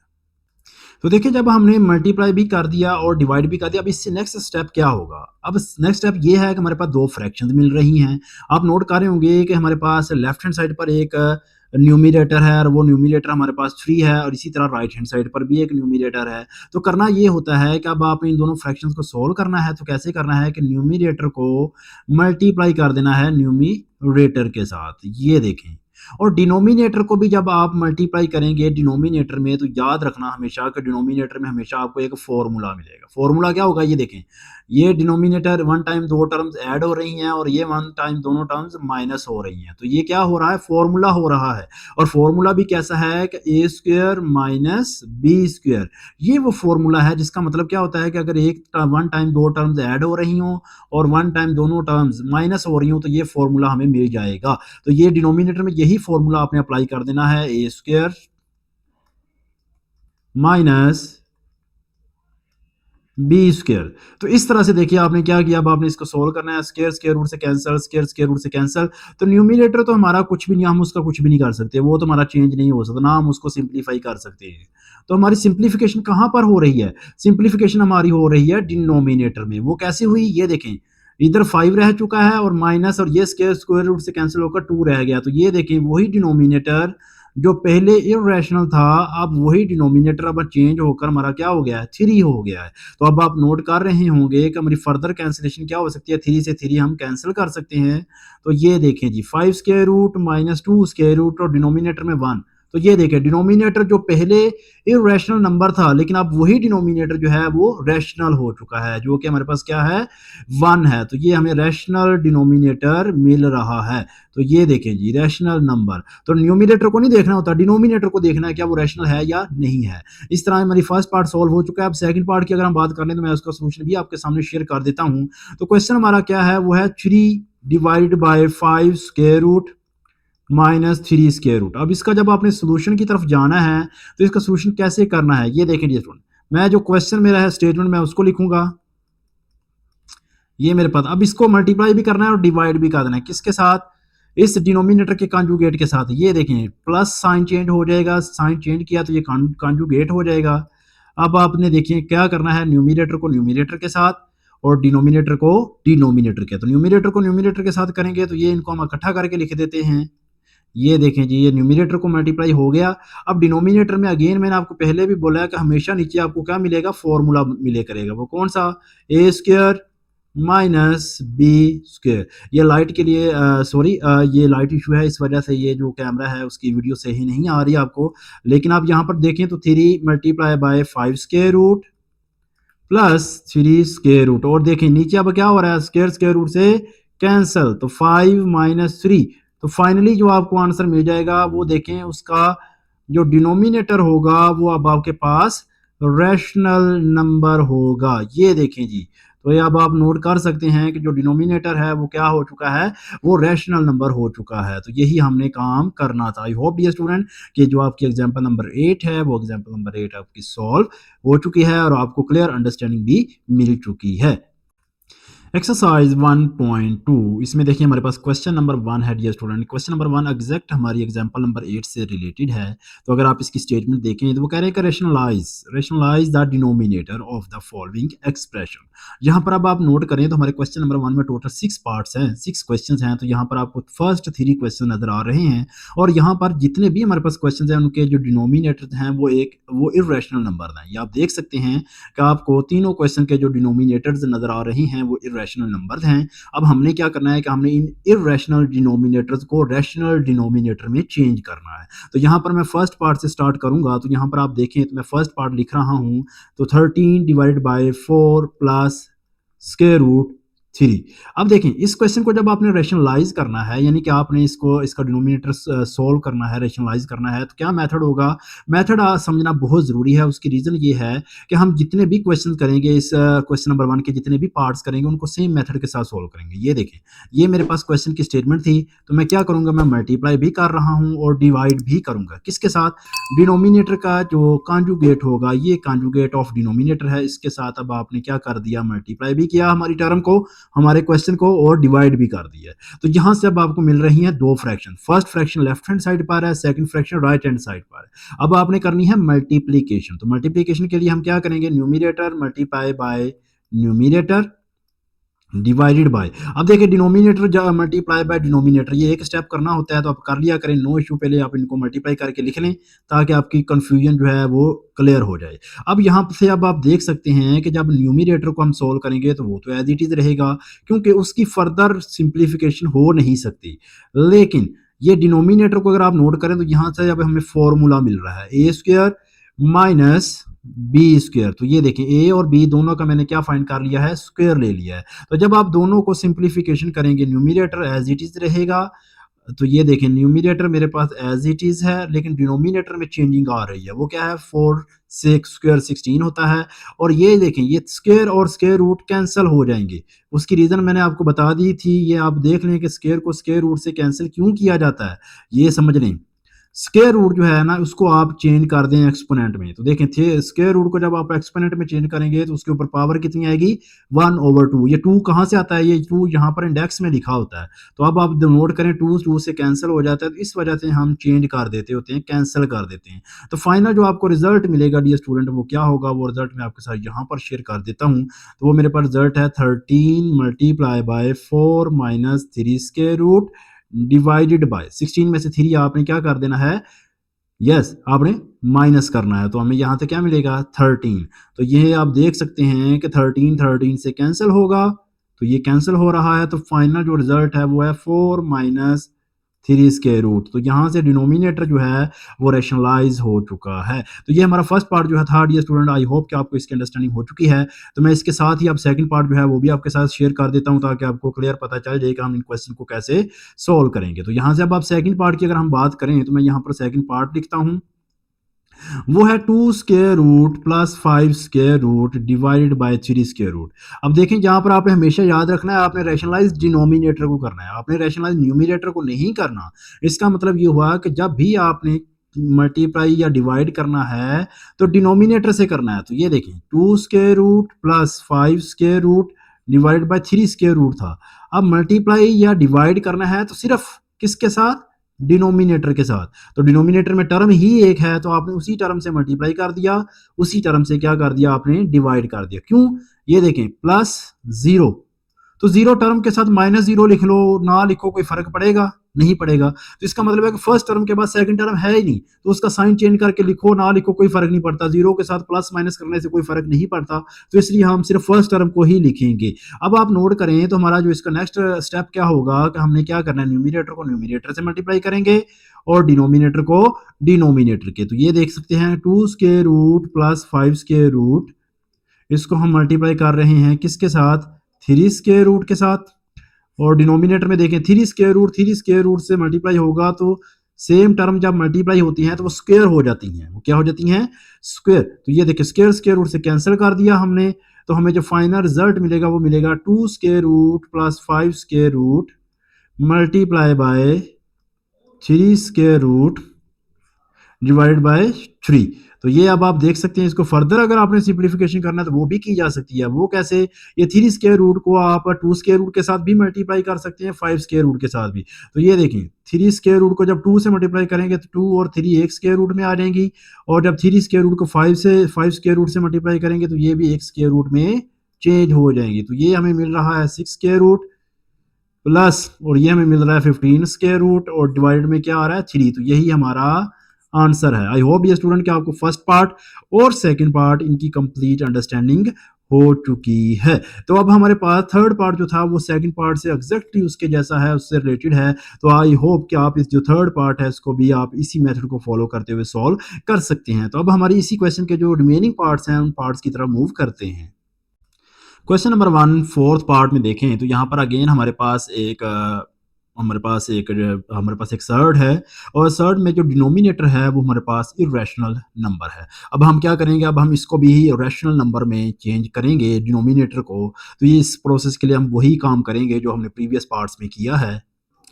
अब हम फर्स्ट पार्ट को सॉल्व करेंगे, तो फोर्थ पार्ट को सॉल्व करेंगे। तो देखें फोर्थ पार्ट के सोल्यूशन की अगर हम बात करें तो इसका सोल्यूशन हम कैसे करेंगे, जैसे हमने प्रीवियस पार्ट्स किए थे। फर्स्ट ऑफ ऑल हम क्या करते हैं कि हमारे पास ये टर्म है, टर्म लिखने के बाद हम जो डिनोमिनेटर होगा उस डिनोमिनेटर के कॉन्जुगेट से मल्टीप्लाई भी करेंगे। तो ये आप देख सकते हैं डिनोमिनेटर, तो इस डिनोमिनेटर के कॉन्जुगेट से आपने क्या किया, कॉन्जुगेट कॉन्जुगेट होगा 6 - 4 इंटू 2 स्क्वायर रूट, इससे मल्टीप्लाई भी कर रहे हैं और इसी से हम क्या कर देंगे, डिवाइड भी कर देंगे। अब इसके बाद जो हमारा नेक्स्ट प्रोसीजर होगा, नेक्स्ट प्रोसेस है वो क्या होगा, उसमें हम देखते हैं कि न्यूमिनेटर को न्यूमिनेटर से मल्टीप्लाई किया जाएगा और डिनोमिनेटर को डिनोमिनेटर से। तो आप इनको एक साथ मिलाकर भी लिख सकते हैं या डायरेक्टली हम क्या करते हैं, ये देखिए न्यूमिनेटर में ये टर्म और ये वाली टर्म, ये दोनों टर्म सेम है तो इनको हम होल स्क्वायर में लिख लेते हैं तो ज़्यादा बेहतर होगा। तो इस तरह ये हमारे पास होल स्क्वायर हो जाएगा और डिनोमिनेटर में आपको नजर आ रहा है कि ये आपके पास ए स्क्वायर माइनस बी स्क्वायर, तो इस तरह से ये टर्म्स आपको मिल जाएंगी। अब आपने इसको फर्दर जब सॉल्व करना है तो ऊपर हमारे पास a minus B whole square हो रहा है तो उस पर फॉर्मूला अप्लाई करेंगे a minus B whole square. तो ये देखिए a square plus B square. अब देखें b जो है टर्म वो आपके पास ये वाली टर्म थी, इसका हम होल स्क्वायर ले लेंगे।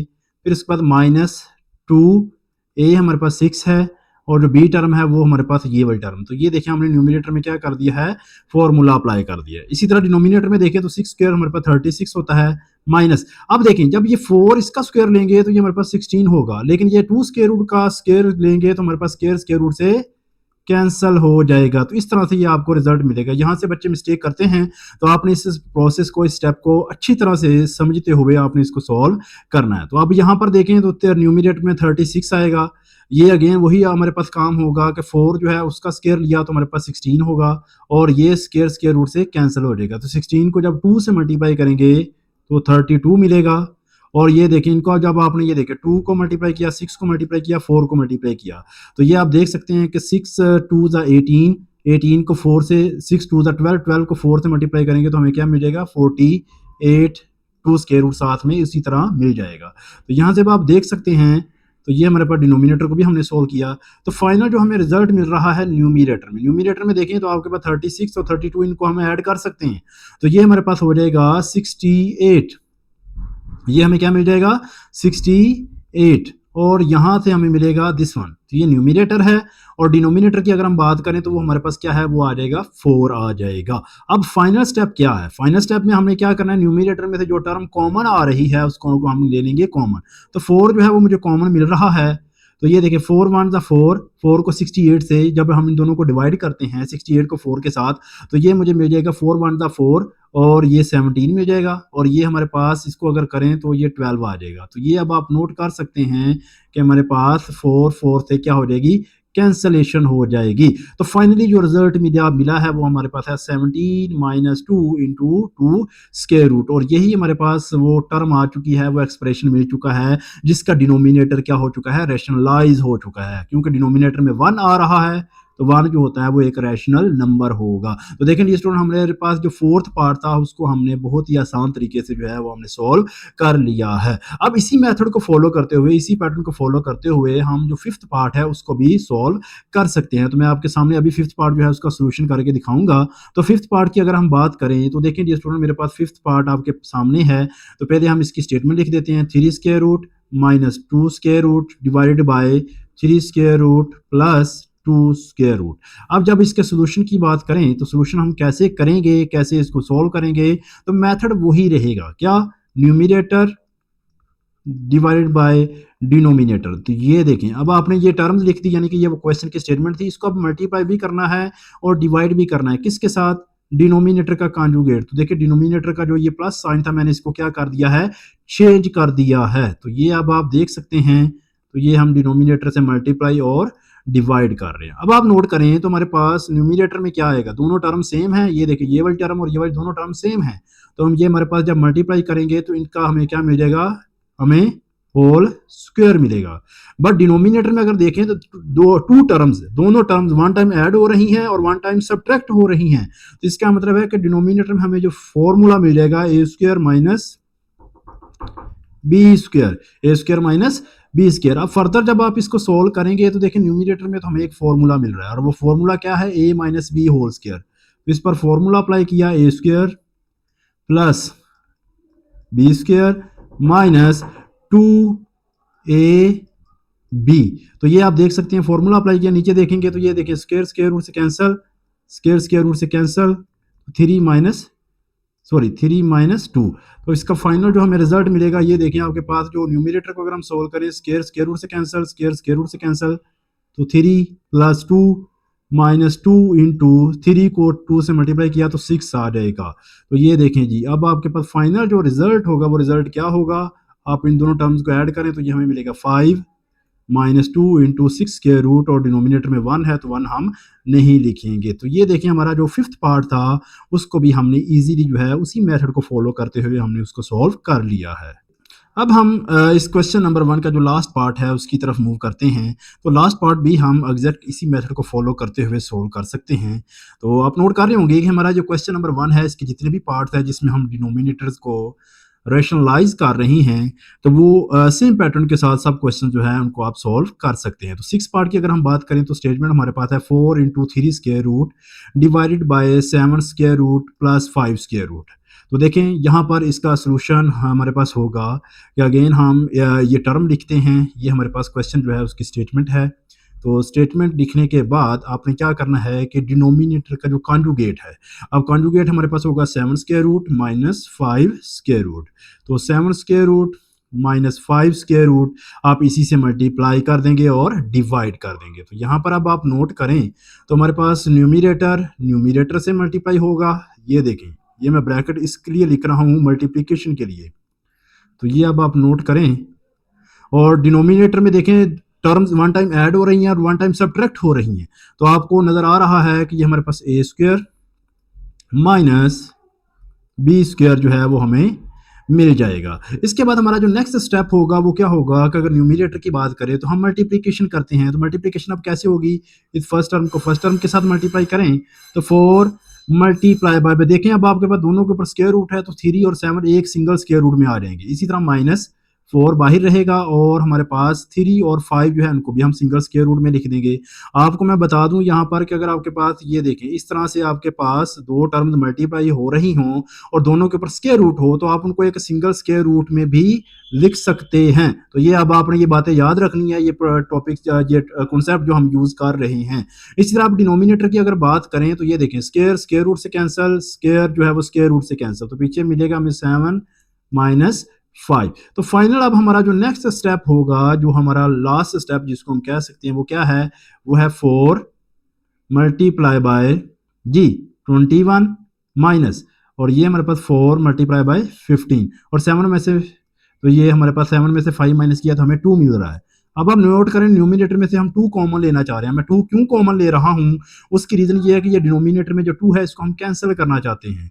तो यहाँ से अब आप देखें तो ये हमें मिल रहा है दिस वन। तो ये अब आप क्या करेंगे, 2 के साथ 2 जो है उसकी कैंसिलेशन कर देंगे। तो ये फाइनली ऊपर वाले में से भी 2 कॉमन ले लें तो ज़्यादा बेहतर है। तो ये देखें 21 माइनस 15 स्क्वायर रूट, तो ये हमें फाइनल रिजल्ट हमें मिल चुका है जिसको हमने सॉल्व करना था। तो ये इसी के पार्ट के साथ हमारा जो क्वेश्चन नंबर 1 है वो कंप्लीट हो चुका है डियर स्टूडेंट। तो आई होप कि आपको क्वेश्चन नंबर 1 जो है उसकी कंप्लीट अंडरस्टैंडिंग हो चुकी है। तो अब हम मूव करते हैं हमारे नेक्स्ट क्वेश्चन की तरफ। क्वेश्चन नंबर 2 में हमारे पास बेसिकली टोटल 9 पार्ट्स अवेलेबल हैं। तो यहाँ पर आपको फर्स्ट 3 पार्ट्स नज़र आ रहे हैं। तो हम इन फर्स्ट 3 पार्ट्स को 1 बाय 1 सॉल्व करते हैं। तो यहाँ पर आप देख सकते हैं कि मैंने पार्ट नंबर 1 और पार्ट नंबर 2 जो है उनको लिखा है। तो हम 1 बाय 1 इनको सॉल्व करेंगे। तो सबसे पहले हम पार्ट नंबर 1 की बात करें डियर स्टूडेंट। तो पार्ट नंबर 1 की हमारे पास स्टेटमेंट क्या है कि 81 divided by 16 raise to power -3/4। तो अब आपने इसको सिंप्लीफाई करना है। सिंप्लीफाई कैसे करना है, जैसे हमने एग्जांपल नंबर 7 की थी उसी मेथड को फॉलो करते हुए हम इस क्वेश्चन को सिंप्लीफाई करेंगे। तो देखें ये स्टूडेंट, सिंप्लीफिकेशन के लिए क्या करना है, सबसे पहले हमें ये जो एक्सपोनेंट नजर आ रहा है जो कि नेगेटिव में है इसको पॉजिटिव करना है। अब यहाँ पर एक रिजल्ट देखिएगा, ये देखें आपके पास a/b एक फ्रैक्शन है और उसके ऊपर पावर है नेगेटिव m माइनस m। अब अगर आप इस पावर को पॉजिटिव करना चाहते हैं, इस पावर से क्या करना चाहते हैं, पॉजिटिव पावर बनाना चाहते हैं, तो क्या करना है कि आपका ये जो बेस नज़र आ रही है, जो फ्रैक्शन नज़र आ रही है, आपने इस फ्रैक्शन का रेसिप्रोकल ले लेना। तो ये देखें b/a कर देंगे तो यही पावर जो पहले नेगेटिव थी अब क्या हो चुकी है, पॉजिटिव हो चुकी है। अब आपने सोच रहे होंगे कि ये कैसे हो गया, तो ये मैं आपको साथ शेयर कर देता हूँ। ये देखें होल पावर है, इसका मतलब a जो है उसके ऊपर पावर भी m माइनस m है और जो b है उसके ऊपर पावर भी माइनस m है। अब करना क्या है, हमें पावर पॉजिटिव करनी है। ये b इसको ऊपर ले जाओ और ये a को आप नीचे लेकर आए। तो ये देखें b को जब ऊपर लेकर जाएंगे तो b की पावर m हो जाएगी पॉजिटिव पावर, और a को जब नीचे लेकर जाएंगे तो इसकी पावर भी पॉजिटिव हो जाएगी। तो दोनों के ऊपर सेम पावर है, तो इसका मतलब है कि इस पावर को हम क्या कर सकते हैं, होल पावर में लिख सकते हैं। तो यही वो रिजल्ट था जो मैंने आपको डायरेक्ट लिख कर दे दिया था, ताकि अब आपको मैंने एक्सप्लेन भी कर दिया है कि इस तरह से अगर आप किसी फ्रैक्शन का रेसिप्रोकल ले रहे हैं तो वही पावर जो नेगेटिव होती है वो पॉजिटिव हो जाती है। तो ये मैंने 3-4 स्टेप्स के अंदर आपको क्लियर कर दिया है कि किस तरह से हमें ये जो रिजल्ट है उसको डायरेक्टली लिख दिया है। आई होप कि अब आपको क्लियर अंडरस्टैंडिंग हो चुकी है कि ये किस तरह से हमारे पास पॉजिटिव पे इक्वल हो चुका है।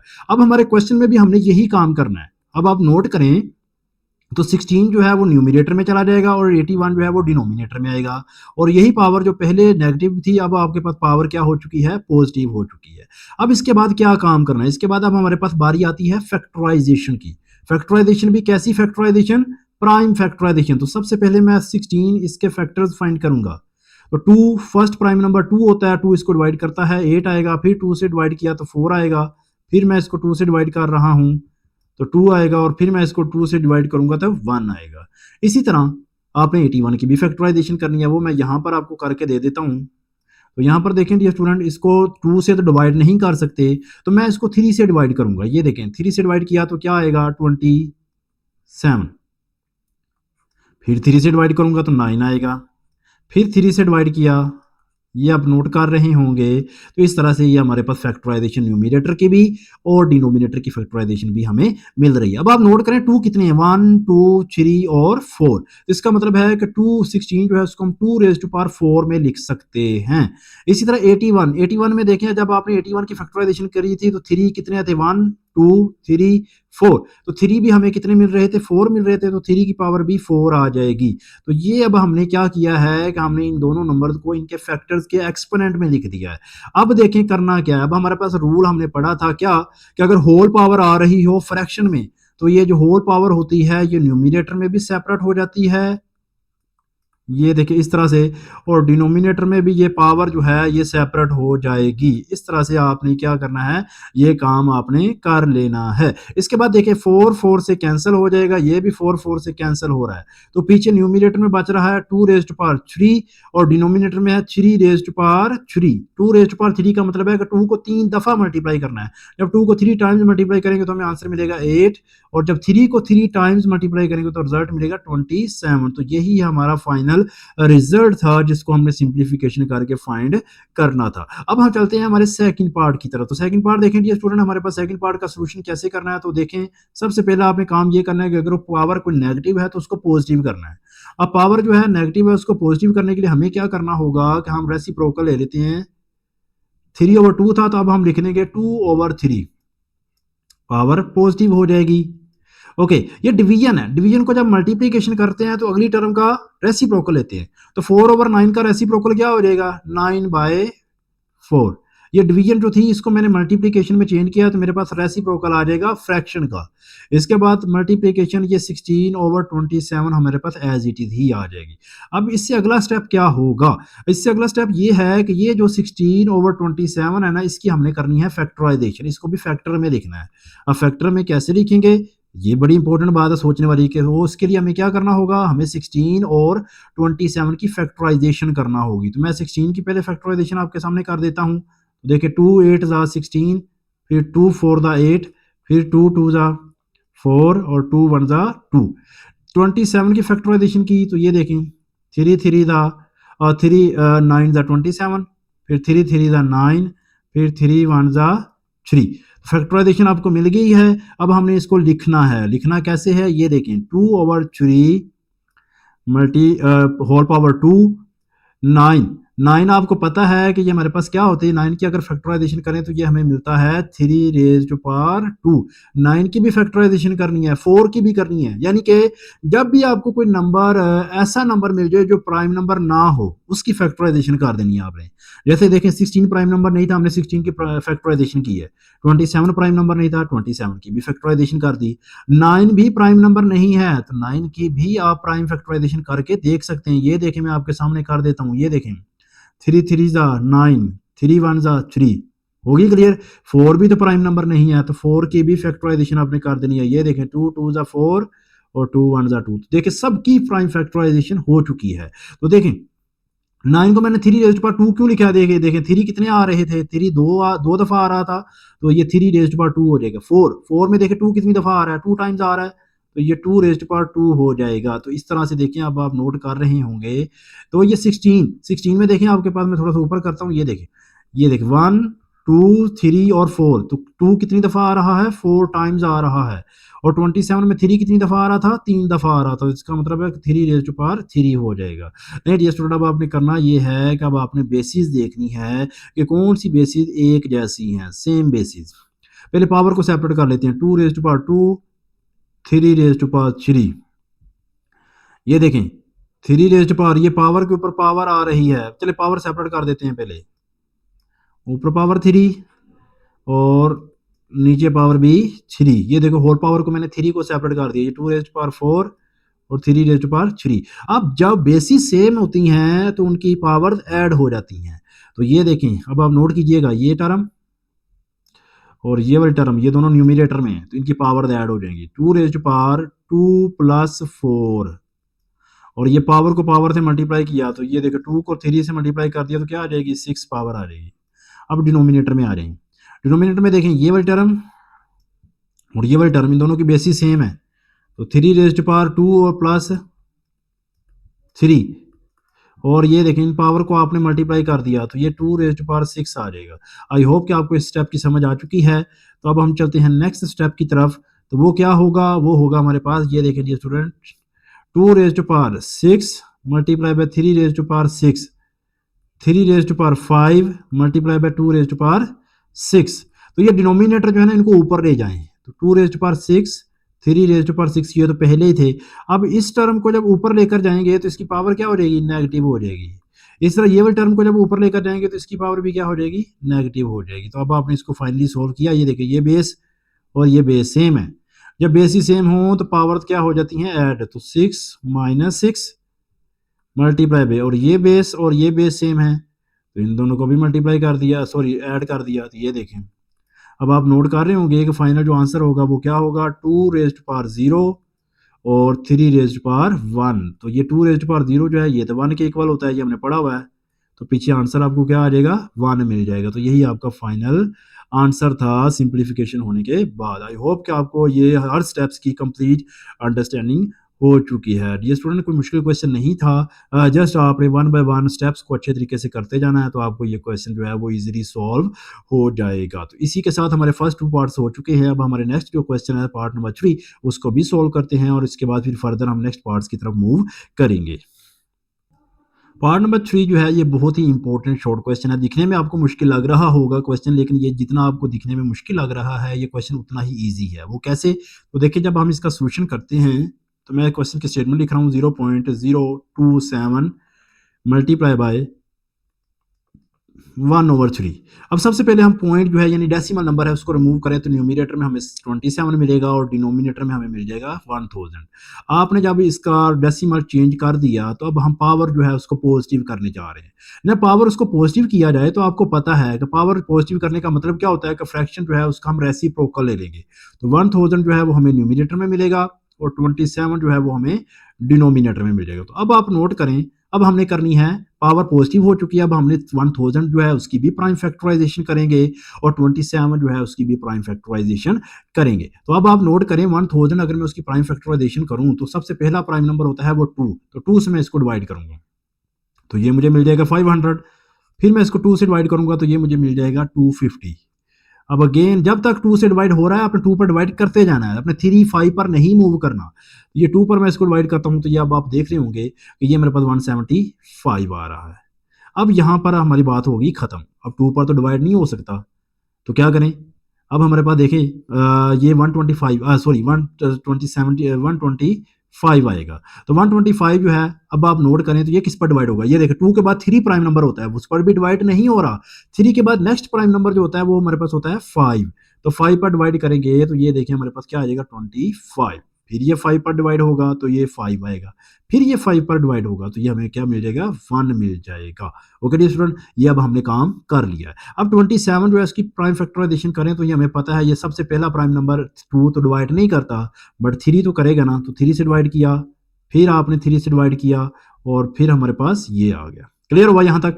अब आपने करना ये है कि अब आपने इन 1000 और 27 इनको आपने इनके प्राइम फैक्टर्स में लिख लेना है। तो ये देखें, 1000 में 2 कितनी दफ़ा आ रहा था, 1 2 3, 2 जो है वो 3 टाइम्स आ रहा है, तो 2 की पावर 3 हो जाएगी, और 5 कितनी टाइम्स आ रहा है, 3 टाइम्स, तो 5 जो है वो भी 3 टाइम्स आ रहा है। नहीं जी, आपने क्या किया कि आपने 1000 को उसके प्राइम फैक्टर्स में लिख दिया। 27 में 3 जो है वो 3 दफ़ा आ रहा है, तो इसका मतलब है कि आपके पास ये 3 रेज़ टू पावर 3 हो जाएगा। ले जी, अब आपने प्राइम फैक्टराइजेशन में लिख दिया है, अब हमारे पास बारी आ रही है कटिंग की। कटिंग करने से पहले हम ये जो न्यूमरेटर में होल पावर है, ये वाली पावर जो है इसको सेपरेट कर देते हैं। वो कैसे, 2 रेज़ टू पावर 3, इसके ऊपर पावर भी 1/3, और 5 रेज़ टू पावर 3, इसके ऊपर पावर भी 1/3, और नीचे ये जो 3 3 से क्या हो जाएगा, कैंसिल हो जाएगा। तो फाइनल देखें डियर स्टूडेंट, फाइनली हमारा जो आंसर होगा वो आंसर क्या है, वो आंसर आपको क्लियर हो चुका है कि 3 3 से कैंसिल, 3 3 से कैंसिल, तो यहाँ से हमें मिल जाएगा 2 मल्टीप्लाई बाय 5 और डिवाइड बाय 3, तो 10/3 इज आवर रिक्वायर्ड आंसर। तो यही वो क्वेश्चन था, यही वो आंसर था जिसको हमने फाइंड करना था। क्वेश्चन बहुत सिंपल सा था, जस्ट इसके 1-2 स्टेप्स हैं इंपॉर्टेंट जो समझने वाले हैं। तो अगर आपको ये क्वेश्चन की अंडरस्टैंडिंग हो चुकी है, तो अब हम मूव कर सकते हैं हमारे नेक्स्ट पार्ट्स की तरफ। स्टूडेंट्स, हमारे पास पार्ट नंबर 4 है, क्वेश्चन नंबर 2। तो यहाँ पर पार्ट नंबर 4 और पार्ट नंबर 5 की अगर बात करें, just very very important long question. तो ये जो दोनों क्वेश्चन आपको नज़र आ रहे हैं, ये बहुत ही इंपॉर्टेंट लॉन्ग क्वेश्चन हैं जो बहुत बार इन बोर्ड्स में डिमांड किया जा चुका है। मतलब ये है कि ये न्यू बुक है, ऑब्वियसली ये फर्स्ट टाइम इस बुक से रिलेटेड पेपर बन रहा है, बट इसका ये मतलब नहीं है कि ये क्वेश्चन इंपॉर्टेंट नहीं है। ये बहुत इंपॉर्टेंट लॉन्ग क्वेश्चन है, क्योंकि प्रीवियस बुक में, प्रीवियस सिलेबस में इसी टाइप्स के क्वेश्चन थे जो बार बार बोर्ड में पूछे गए थे। तो ये क्वेश्चन भी उन्हीं के जैसे हैं, तो ये क्वेश्चन भी इंपॉर्टेंट लॉन्ग क्वेश्चन है। तो मैं 1 बाय 1 फोर्थ पार्ट फिर फिफ्थ पार्ट को सोल्व करूंगा। तो सबसे पहले हम फोर्थ पार्ट जो है उसकी सोल्यूशन की तरफ मूव करते हैं। तो देखें ये स्टूडेंट, इस फोर्थ पार्ट के सोल्यूशन को करने से पहले सबसे पहला काम आपने ये करना है कि ये जो रेडिकल साइन है इसको आपने एक्सपोनेंट में चेंज करना। तो जब आप इसको एक्सपोनेंट में चेंज करेंगे तो ऑब्वियसली ये जो 7 है ये चेंज होकर 1/7 में चेंज हो जाएगा। ये जो 7 आपको नजर आ रहा है, इसको एक्सपोनेंट में चेंज करेंगे तो ये 1/7 में चेंज हो जाएगा। तो देखें यहाँ पर हमारे पास बेसिस में 14 multiply by 21 multiply by z multiply by 35। तो ये अब आप देख सकते हैं कि हमारे पास बेसिकली ये वो टर्म्स हैं जो बेस में लिखी जा चुकी हैं। करना ये है कि सिमिलर टर्म्स को, सिमिलर बेसिस को एक साथ लिख देना। वो कैसे, ये देखें, ये y जो है, ये y आपको न्यूमिनेटर में भी नज़र आ रही है और ये y आपको डिनोमिनेटर में भी नज़र आ रहा है। तो आप इन दोनों को सेम कर देंगे, एक साथ लिख देंगे। इसी तरह ये z जो है ये न्यूमिनेटर में भी है, ये डिनोमिनेटर में भी है, तो आप इनको एक साथ लिख देना। अब एक साथ लिखने का मतलब क्या है कि ये देखें x रेज़्ड टू पावर 14 ये पहले ही न्यूमिनेटर में था। अब y 21 लिखेंगे तो ये वाली जो टर्म है इसको ऊपर लेकर जाएंगे तो इसकी पावर नेगेटिव हो जाएगी। पावर क्या हो जाएगी, नेगेटिव। तो ये देखें पावर -14 हो जाएगी। इसी तरह Z35 ये तो पहले ही न्यूमिनेटर में था, तो जब इस टर्म को आप न्यूमिनेटर में लेकर जाएंगे तो इसकी पावर भी क्या हो जाएगी, नेगेटिव हो जाएगी। तो इस तरह से देखिए आपने क्या किया, आपने जो डिनोमिनेटर में टर्म्स थी उन सब टर्म्स को आप न्यूमिनेटर में आपने लिख दिया है। अब इसके बाद नेक्स्ट स्टेप क्या है, नेक्स्ट स्टेप हमारा ये होगा कि बेसिस सेम होगी तो उनकी पावर्स को प्लस माइनस कर देंगे। तो यहाँ पर आप नोट करें हमारे पास कि बेसिस जिनकी सेम है उनकी पावर्स को हम ऐड करने जा रहे हैं। तो देखिए फिर अब नेक्स्ट हमारा क्या होगा कि जो हमारे पास बेसिस सेम है उनकी पावर आप ऐड कर देंगे। तो यहाँ पर आप नोट करें हमारा नेक्स्ट स्टेप क्या होने जा रहा है। तो यहाँ पर आप देखें ये एक्स होल पावर जो है उनको हम एज इट इज़ लिखेंगे 1/7। अब देखें ये x जो बेस है ये तो हमारे पास सिंगल टर्म है और कोई टर्म हमारे पास मौजूद नहीं है। अब ये देखें ये y के साथ ये भी है और ये भी है, ये दोनों y के साथ टर्म्स हैं तो इनकी बेसिस सेम है, तो हम क्या कर देंगे 21 - 14 इस तरह लिख देंगे। अब ये z दोनों हैं तो अब हम z एक बार लिखेंगे और 35 में से 7 जो है उसको भी माइनस कर देते। तो ये देखिए बेसिस सेम थी तो पावर क्या कर दी है आपने, आप इसमें क्या कर देंगे, आप इनकी पावर्स को ऐड करके लिख देंगे। तो यहाँ पर आप देखें तो x raised to power 14 multiply, अब देखिए 21 में से 14 जब माइनस करें तो हमारे पास y रेज़्ड टू पावर 7 आएगा। इस तरह ये देखिए 35 में से 7 जब आप माइनस करेंगे तो हमारे पास ये हमें जो मिलेगी वो मिलेगी 28। अब 1/7 पावर जो है होल पावर है, x के ऊपर भी है, y के ऊपर भी है, z के ऊपर भी है। तो आप इस होल पावर को क्या करेंगे, आप इस होल पावर को सेपरेट कर देंगे, सेपरेट करके लिख देंगे। वो कैसे, ये देखिए x रेज़्ड टू पावर 14 इसके ऊपर पावर भी 1/7, फिर y रेज़्ड टू पावर 7 इसके ऊपर पावर भी हमारे पास वही होल पावर आ जाएगी, और जो z है इसके ऊपर पावर भी हमारे पास 1/7 आ जाएगी। तो अब आपने करना सिंपली, हमारा लास्ट स्टेप क्या होगा कि हम कटिंग करेंगे, 7 14 के साथ करेंगे 2 आएगा, 7 7 के साथ, और 7 को 24 के साथ करेंगे तो 4 मिलेगा।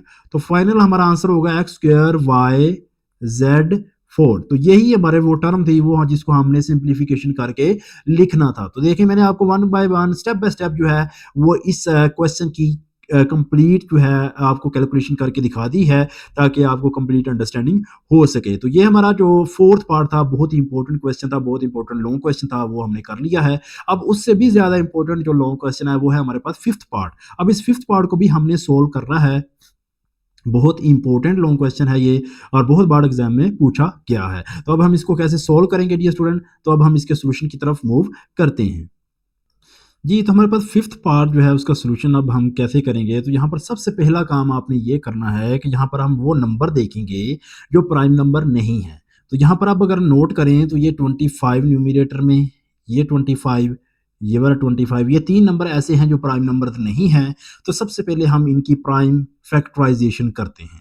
अब जब आप इनकी प्राइम फैक्टराइजेशन करेंगे तो देखें 5 डॉट, ये डॉट का मतलब मल्टीप्लिकेशन है यहाँ पर।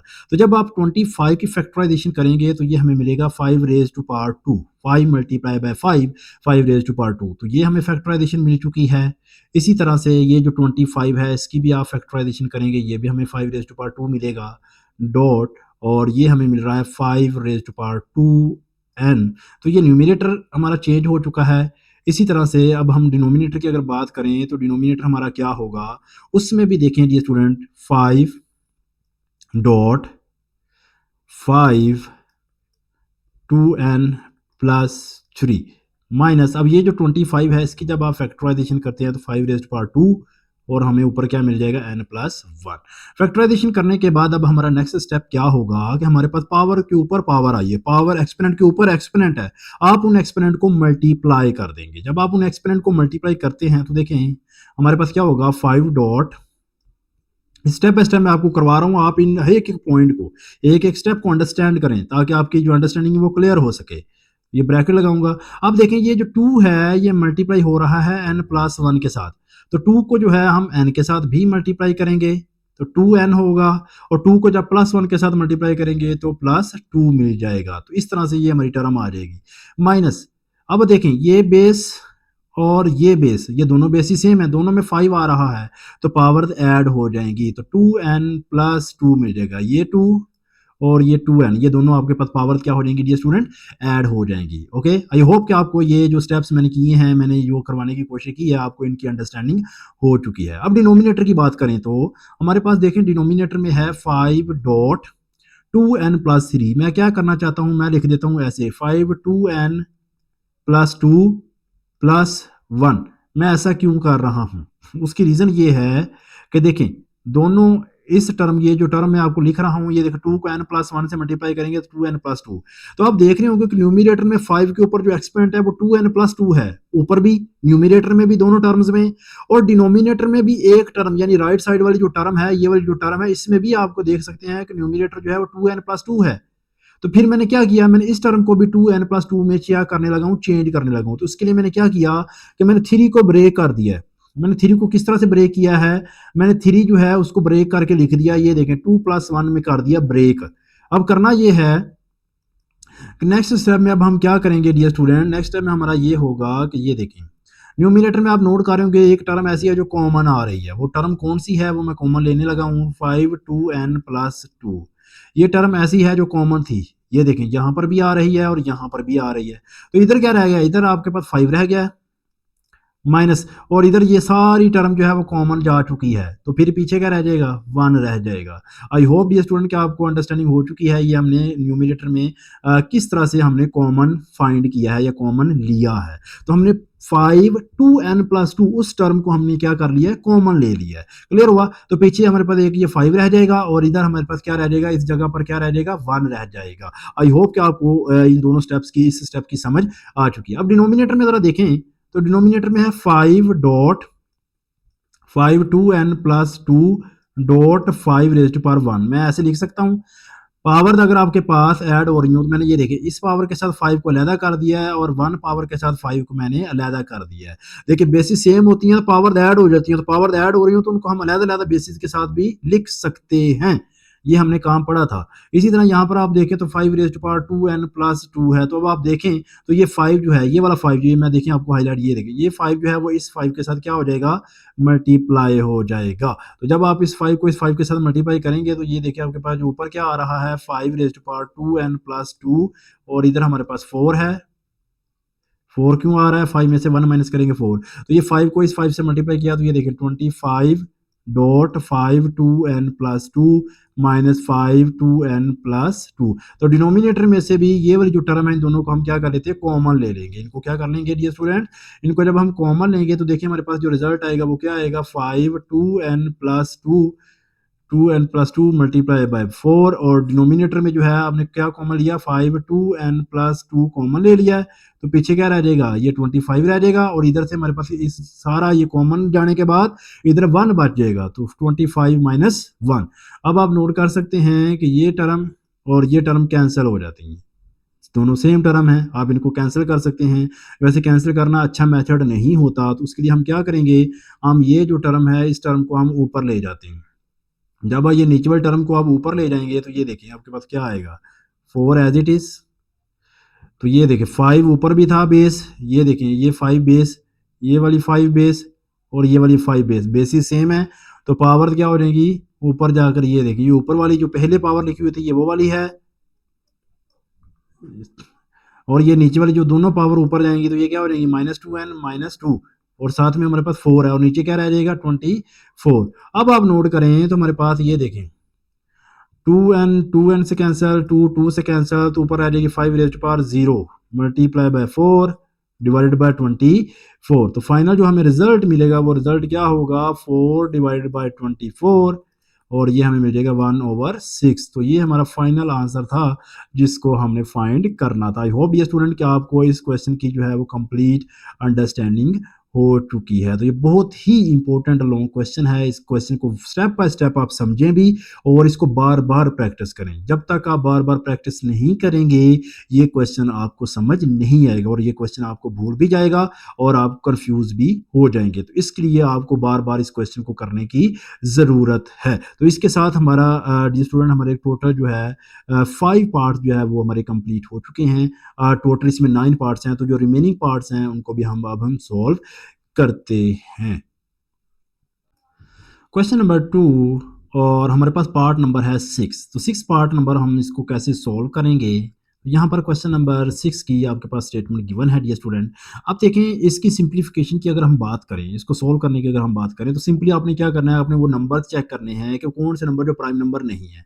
तो यहाँ पर देखें मैं अगर इनको मार्क करूँ आपके सामने तो मुझे ऐसे नंबर नज़र आ रहे हैं, ये देखिए 16 20 4 और 8। तो ये वो 4 नंबर ऐसे हैं जो प्राइम नंबर नहीं हैं। तो क्या करेंगे, अब 1 बाय 1 इनकी प्राइम फैक्टराइजेशन करेंगे। तो देखें आपके पास 16 की जब प्राइम फैक्टराइजेशन करेंगे ना तो आपको प्राइम फैक्टराइजेशन करनी आती होगी, तो 2 से डिवाइड करते जाएँ। ये देखें हमने बार-बार फैक्टराइजेशन इसकी कर भी रहे हैं ताकि हमारे पास, तो ये देखें 2 कितनी दफ़ा आ रहे हैं, 4 दफ़ा 2 जो है वो अपीयर हो रहा है। तो इस तरह से आपने इसकी प्राइम फैक्टराइजेशन करने के बाद आपको नज़र आएगा कि जो 16 है उसकी जगह पर हम लिख देंगे 2 रेज़्ड बार 4। तो ये अब आपको नज़र आ रहा है x+1। इसी तरह प्लस अब देखिए 20 की जब प्राइम फैक्टराइजेशन मैं आपको यहाँ पर करके दे देता हूँ, तो ये देखें 20 को जब सबसे पहले 2 से डिवाइड करेंगे 10 आएगा, फिर 2 से डिवाइड करेंगे तो 5 आएगा और फिर इसको 5 से डिवाइड करेंगे तो 2 2 दफ़ा अपीयर हो रहा है और 5 जो है वो 1 टाइम अपीयर हो रहा है। तो 20 की फैक्टराइजेशन होगी 2 रेज़्ड पावर 2 मल्टीप्लाई बाय 5। तो इस तरह से देखें और इसी तरह 4 जो है 4 की अगर फैक्टराइजेशन करें तो 2 रेज़्ड पावर 2 और ऊपर इसके ऊपर पावर क्या है वो हमारे पास है 2x। तो इस तरह से आपने न्यूमरेटर में जो नंबर थे उनकी प्राइम फैक्टराइजेशन कर ली है। अब डिनोमिनेटर की अगर बात करें तो 2x minus 3 as it is रहेगा और 8 की अगर आप प्राइम फैक्टराइजेशन करें तो हमें मिलता है 2 raised to power 3। 2 raised power 3 हमें मिलेगा और यहाँ से हमें मिल जाएगा x+2। तो देखें स्टूडेंट फाइनली आपने क्या किया कि आपने प्राइम फैक्टराइजेशन जो है न्यूमरेटर और डिनोमिनेटर उनकी आपने सॉल्व कर ली है। अब इसके बाद नेक्स्ट स्टेप क्या होता है, नेक्स्ट स्टेप हमारे पास होता है कि हम क्या करते हैं, पावर के ऊपर पावर आ रही है तो हम उन पावर को मल्टीप्लाई कर देते हैं। जैसे ये देखिए ये 4 जो है इस x+1 के साथ मल्टीप्लाई हो जाएगा। तो जब 4 जो है उसको आप x प्लस 1 के साथ मल्टीप्लाई करते हैं तो हमें रिजल्ट क्या मिलेगा, 4x प्लस 4 प्लस, इसी तरह यहाँ पर अब आप नोट करें तो ये 2 बेस है और ये भी 2 बेस है। तो क्या करते हैं, पहले हम 2 रेज़्ड पावर 2 मल्टीप्लाई बाय 5 इसको एज इट इज़ रहने देते हैं। तो पहले हम इसको सोल्व कर लेते हैं। तो यहाँ से देखिए 2 रेज़्ड पावर 4x आपको यहाँ से भी मिल जाएगा। कैसे? इस 2 को इस 2x से क्या कर दिया, मल्टीप्लाई किया हुआ है आपने। ओके डियर स्टूडेंट, न्यूमरेटर की अगर बात करें तो 2 रेज़्ड पावर x माइनस 3 है। क्लियर? और यहाँ पर हमारे पास है 2 रेज़्ड पावर, जी ये अब आप नोट करें तो ये हमारे पास क्या बन रहा है, 3x प्लस 6, 3x प्लस 6। अब देखिए ये कैसे, 3 को जब आप इस x प्लस 2 के साथ मल्टीप्लाई करेंगे तो ये हमारे पास 3x प्लस 6 ही आएगा। इसके बाद नेक्स्ट स्टेप में अब आपने क्या करना है, ये देखें जी स्टूडेंट, आपने ये देखें 2 रेज़्ड पावर 4x प्लस 4 है प्लस, अब ये देखें ये 2 बेस है और ये भी 2 बेस है, तो ये बेस ही सेम है तो पावर ऐड हो जाएंगी, तो हमें मिल जाएगा 5 multiply by 2 raised power 4x plus 2। Okay, और नीचे देखें ये बेस और ये बेस भी सेम है, तो बेस ही सेम है तो 2 आएगा और पावर ऐड कर देते हो, 3x x में ऐड होकर क्या आ जाएगा 4x, और 6 में से 3 माइनस कर देंगे तो हमें क्या मिल जाएगा प्लस 3।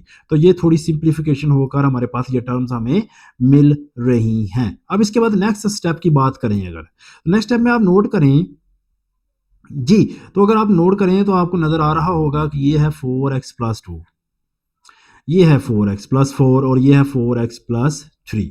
मैं क्या कर चाहता हूँ कि मैं ये वाली टर्म इसको भी 4x प्लस 2 में चेंज करना चाहता हूँ, इसको भी 4x प्लस 2 में चेंज करना चाहता हूँ। तो कैसे करूँगा, ये देखिए 2 4x प्लस 4, 4 को मैं कर दूंगा ब्रेक, 4 को मैं कैसे करूंगा, 4 को ये जो 4 है इसको मैं ब्रेक डाउन कर दूंगा, वो कैसे 2 प्लस 2। इसी तरह ये हमारे पास एज इट इज रहेगा। इसी तरह ये देखें ये जो 3 है आपको नजर आ रही है, इस 3 की मैं ब्रेक डाउन कर दूंगा, इसको मैं ब्रेक डाउन कैसे करूंगा, प्लस 2 प्लस 1। अब आप नोट कर रहे होंगे, मैं आपको हाईलाइट करके बताता हूँ, ये देखें 4x plus 2, 4x plus 2, 4x plus 2 same terms मिल रही हैं। तो अब हम क्या करेंगे, 4x plus 2 dot 2 raised power 2, मैंने ऐसे कर दिया, मैंने ये वाला जो 2 था उसको सेपरेट कर दिया, ये देखिए इसके साथ मैंने सेपरेट करके लिख दिया है। ओके डियर स्टूडेंट, क्लियर हुआ यहाँ तक? तो आपने क्या कर दिया, आपने इनको सेपरेट करके लिख दिया। इसी तरह यहाँ पर देखिए 5 डॉट 4x प्लस 2, डिनोमिनेटर में भी इसको सेपरेट कर दें और इस 1 को सेपरेट कर दें, तो 2 raised power 4x plus 2 dot 2 raised power 1 ये सेपरेट हो जाएगा। अब आप देख सकते हैं, अब आपने क्या करना है, जस्ट न्यूमरेटर में से आपने ये वाली जो टर्म है ना, ये वाली टर्म इसको आपने कॉमन ले लेना, इधर से भी और इधर से भी, ये आपने टर्म्स कॉमन ले ली, तो 4x प्लस 2 कॉमन लिया, पीछे क्या रह जाएगा 2 रेज़्ड पावर 2 प्लस 5, और डिनोमिनेटर में क्या रह जाएगा, ये टर्म आपके पास वैसे ही एज इट इज ही, आपने कोई कॉमन नहीं लिया, डॉट 2 रेज़्ड पावर 2। तो अब आप देख सकते हैं कि हमारी ये जो सेम टर्म, ये वाली टर्म इस टर्म के साथ क्या हो जाएगी, कैंसिल हो जाएगी। तो ऊपर क्या रह गया है 2 raised power 2, 4 plus 5 divide by 2, तो फाइनल जो हमें रिजल्ट मिलेगा 9 डिवाइडेड बाय 2, तो 9 डिवाइडेड बाय 2 जो है वो आपका फाइनल रिजल्ट होगा। जी, तो अब हम 7 पार्ट की अगर बात करें तो 7 पार्ट का सॉल्यूशन आपके सामने लिखा हुआ है डियर स्टूडेंट, हम इसको एक्सप्लेन करते हैं। तो देखिए यहाँ पर सबसे पहले हमारे पास जो पावर है, फर्स्ट टर्म है, फर्स्ट टर्म में देखिए जो हमारे पास है पावर है वो है -2/3।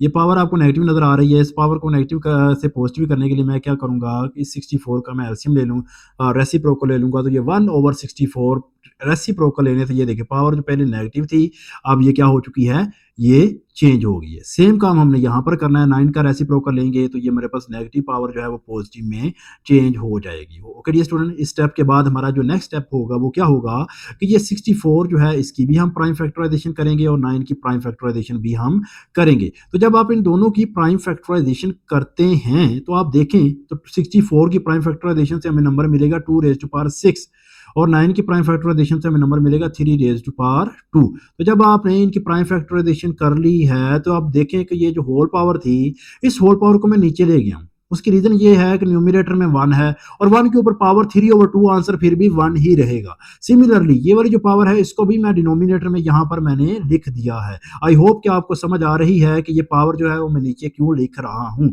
अब देखें, जब आपने पावर के ऊपर पावर आपको मिल रही हो तो फिर उसके बाद हमारी होती है कटिंग। अब कटिंग कैसे होती है, ये देखें, 3 की 6 के साथ कटिंग करनी है और 2 की 2 के साथ कटिंग कर देनी है। तो कटिंग करने से रिजल्ट हमें मिलेगा, दिस इज, ये हमें क्या मिलेगा, 2 रिजल्ट मिलेगा। 2 को 2 से, ये देखिए ये 2 आपको नजर आ रहा है, ये वाला 2, ये 2 देख रहे होंगे ये वाला, तो ये 2 आपको मिल जाएगा और इधर 2 से 2 कैंसिल होने के बाद हमारे पास क्या रिजल्ट आ जाएगा, 3 रिजल्ट मिल जाएगा। अब देखें ये स्टूडेंट, ये पावर है, इस पावर को, इन दोनों पावर को मल्टीप्लाई किया तो हमारे पास 4 आंसर आ रहा है और यहाँ पर हमारे पास 3 है, तो 3 को 3 टाइम्स मल्टीप्लाई करेंगे तो 27 मिल जाएगा। इसके बाद नेक्स्ट हमारा स्टेप क्या है, 2 16 का मतलब ये है कि 2 को आपने 4 टाइम्स क्या करना है, मल्टीप्लाई करना है। तो इसका आंसर हमारे पास 16 होगा और 27, ये देखिए रेस डिवीजन को मैं चेंज कर रहा हूं किसके साथ, मल्टीप्लिकेशन के साथ चेंज कर रहा हूं। तो जब डिवीजन को मल्टीप्लिकेशन से चेंज करूंगा तो ये 1/27, इसका रेसिप्रोकल क्या हो जाएगा, 27 हो जाएगा। तो फाइनल रिजल्ट जो मुझे मिलेगा वो मिल जाएगा 27/16। तो इसी के साथ हमारा ये जो 7th पार्ट था डियर स्टूडेंट वो भी हम सॉल्व कर चुके हैं। तो अब हमारी इस क्वेश्चन के लास्ट 2 पार्ट्स रहते हैं, उनको जब हम सॉल्व करेंगे तो उसी के साथ हमारा क्वेश्चन नंबर 2 भी कंप्लीट सॉल्व हो जाएगा। 8th पार्ट हमारे पास है, 8th पार्ट की स्टेटमेंट हमारे सामने है। इसको सॉल्व करने के लिए हम क्या करेंगे, तो हमारा जो फर्स्ट स्टेप होगा वो ये है कि हमारे पास वो नंबर जो प्राइम नंबर्स नहीं हैं हम उनकी प्राइम फैक्टराइजेशन करते हैं। तो देखें ये स्टूडेंट, मैं हर क्वेश्चन में सेम पैटर्न को, सेम कॉन्सेप्ट और मेथड को यूज करते हुए इन क्वेश्चन को सॉल्व कर रहा हूं और हमारे ये क्वेश्चन सॉल्व हो रहे हैं। तो आपने भी यही करना होता है कि सबसे पहले वो नंबर चेक करें जो प्राइम नंबर नहीं है, तो आप उसकी प्राइम फैक्टराइजेशन करें। तो यहाँ पर देखें 3n एज इट इज रहेगा और जो 9 है, 9 की जब आप प्राइम फैक्टराइजेशन करते हैं तो ये 3 हमें मिलेगा। इसके ऊपर होल पावर हमारे पास n+1 होगी। अब डिनोमिनेटर में देखें तो ये है 3n-1 मल्टीप्लाई बाय ये 9 है, तो 9 की फैक्टराइजेशन की तो 3 और ऊपर भी हमें 9-1 मिल रहा है। अब इसके बाद नेक्स्ट स्टेप क्या है कि आप देख रहे होंगे 3n और ये पावर एक्सपोनेंट के ऊपर एक्सपोनेंट मिल रहा है, तो हम इन एक्सपोनेंट को मल्टीप्लाई करते हैं। तो ये देखें यहाँ पर ये जो 2 है जब इस n+1 के साथ मल्टीप्लाई होगा तो यहाँ से हमें रिजल्ट मिलेगा 2n+2। सिमिलरली डिनोमिनेटर में देखें तो 3n-1 मल्टीप्लाई बाय, यहाँ पर भी ये 2 जो है n-1 के साथ मल्टीप्लाई होगा तो यहाँ से हमें मिलेगा 2n-2। अब आप देखें तो डिनोमिनेटर में और न्यूमिनेटर में हमारे पास जो बेसिस वो सेम है। कहने का मतलब ये है कि ये देखें ये 3 ऊपर भी बेस 3 है, इधर भी 3 बेसिस है। तो जब बेसिस सेम हो तो पावर्स ऐड हो जाती हैं। तो पावर ऐड करेंगे तो देखिए n+2n+2, तो ये न्यूमिनेटर की पावर ऐड हो रही है। सिमिलरली डिनोमिनेटर में भी बेस 3 ही है, तो उसमें अगर पावर आप ऐड करने चलें तो क्या होगा, n-1 + 2n-2। तो यहाँ से अब आप देख सकते हैं कि न्यूमिनेटर और डिनोमिनेटर इनमें की जो पावर थी उनकी बेसिस की जो पावर है उनको हमने सम करके लिख दिया है। अब देखिए न्यूमिनेटर जो उसका आंसर क्या होगा कि 2n और n ऐड करें तो हमारे पास 3n+2 हमें मिलेगा और डिनोमिनेटर में हमें आंसर मिल जाएगा, ये आप नोट कर सकते हैं, 3n-3। अब क्या करना है ये देखें ये स्टूडेंट, अगेन हमारे पास ये बेस और ये वाली बेस, ये दोनों बेसिस सेम है। अगर बेसिस सेम हो तो क्या करते हैं कि नीचे वाली जो टर्म है इसको हम ऊपर ले जाएंगे। तो जब आप नीचे वाली टर्म को न्यूमिनेटर में लेकर जाएंगे तो ये एक तो ये मल्टीप्लाई हो जाएगी और दूसरा इसके ये देखिए इसके ये जो पावर होंगी, ये वाली जो एक्सपोनेंट हो गए वो उनके साइंस चेंज हो जाएंगे। तो ये आप देख सकते हैं कि मैंने इनके साइन क्या कर दिए हैं, ये जो डिनोमिनेटर के साइंस है वो मैंने चेंज कर दिए हैं। क्यों, डिनोमिनेटर से न्यूमिनेटर जाने से साइंस चेंज हो जाती हैं। अब अगेन बेसिस सेम है, बेसिस सेम हो तो पावर ऐड हो जाती है। तो 3n+2 -3n+3। तो ये फाइनली जब आप इन बेसिस को सम कर देंगे, सॉरी पावर्स को सम करेंगे, तो यहाँ से अब आप नोट कर रहे होंगे कि 3n से कैंसिल होगा और 2 और 3 ऐड होकर हमारे पास क्या आएगा, 3⁵ तो इसका मतलब ये हुआ कि 3 जो है वो 5 टाइम्स हम क्या करेंगे, मल्टीप्लाई कर देंगे। तो 3 को जब 5 टाइम्स मल्टीप्लाई किया जाए तो मेरे पास जो रिजल्ट होगा वो होगा 2⁻43। तो यही हमारे पास इस क्वेश्चन का आंसर होगा। तो बहुत सिंपल सा क्वेश्चन था। आई होप ये स्टूडेंट कि आपको इस क्वेश्चन की अंडरस्टैंडिंग हो चुकी है। अब हमारे पास 9 पार्ट जो है, 9 पार्ट की अगर हम बात करें, तो यहाँ पर इस क्वेश्चन को देखें तो ये हमारे पास लास्ट क्वेश्चन है और इस क्वेश्चन को हमने कैसे सॉल्व करना है, तो ये बहुत ईज़ी क्वेश्चन है। वो कैसे, तो यहाँ पर आप देख सकते होंगे ये टर्म, ये इस टर्म को नोट करें। ये देखिए 5 raise to power n, 5 raise to power n, तो मैं क्या करूँगा, मैं इसको ब्रेक डाउन करूँगा और इसको ब्रेक डाउन करके इनको भी 5 रेज़ टू पावर n में चेंज कर दूँगा। तो यही काम मैंने करना है। ओके डियर स्टूडेंट, तो आई होप कि आपको समझ आ रही है कि हम इस क्वेश्चन को कैसे लेकर चलेंगे। तो यहाँ पर देखिए इसके सॉल्यूशन की अब हम अगर बात करें, तो सॉल्यूशन में क्या करेंगे, ये 5n प्लस 3 है, तो मैं इसको ऐसे लिख सकता हूँ 5 raise to power n dot 5 raise to power 3।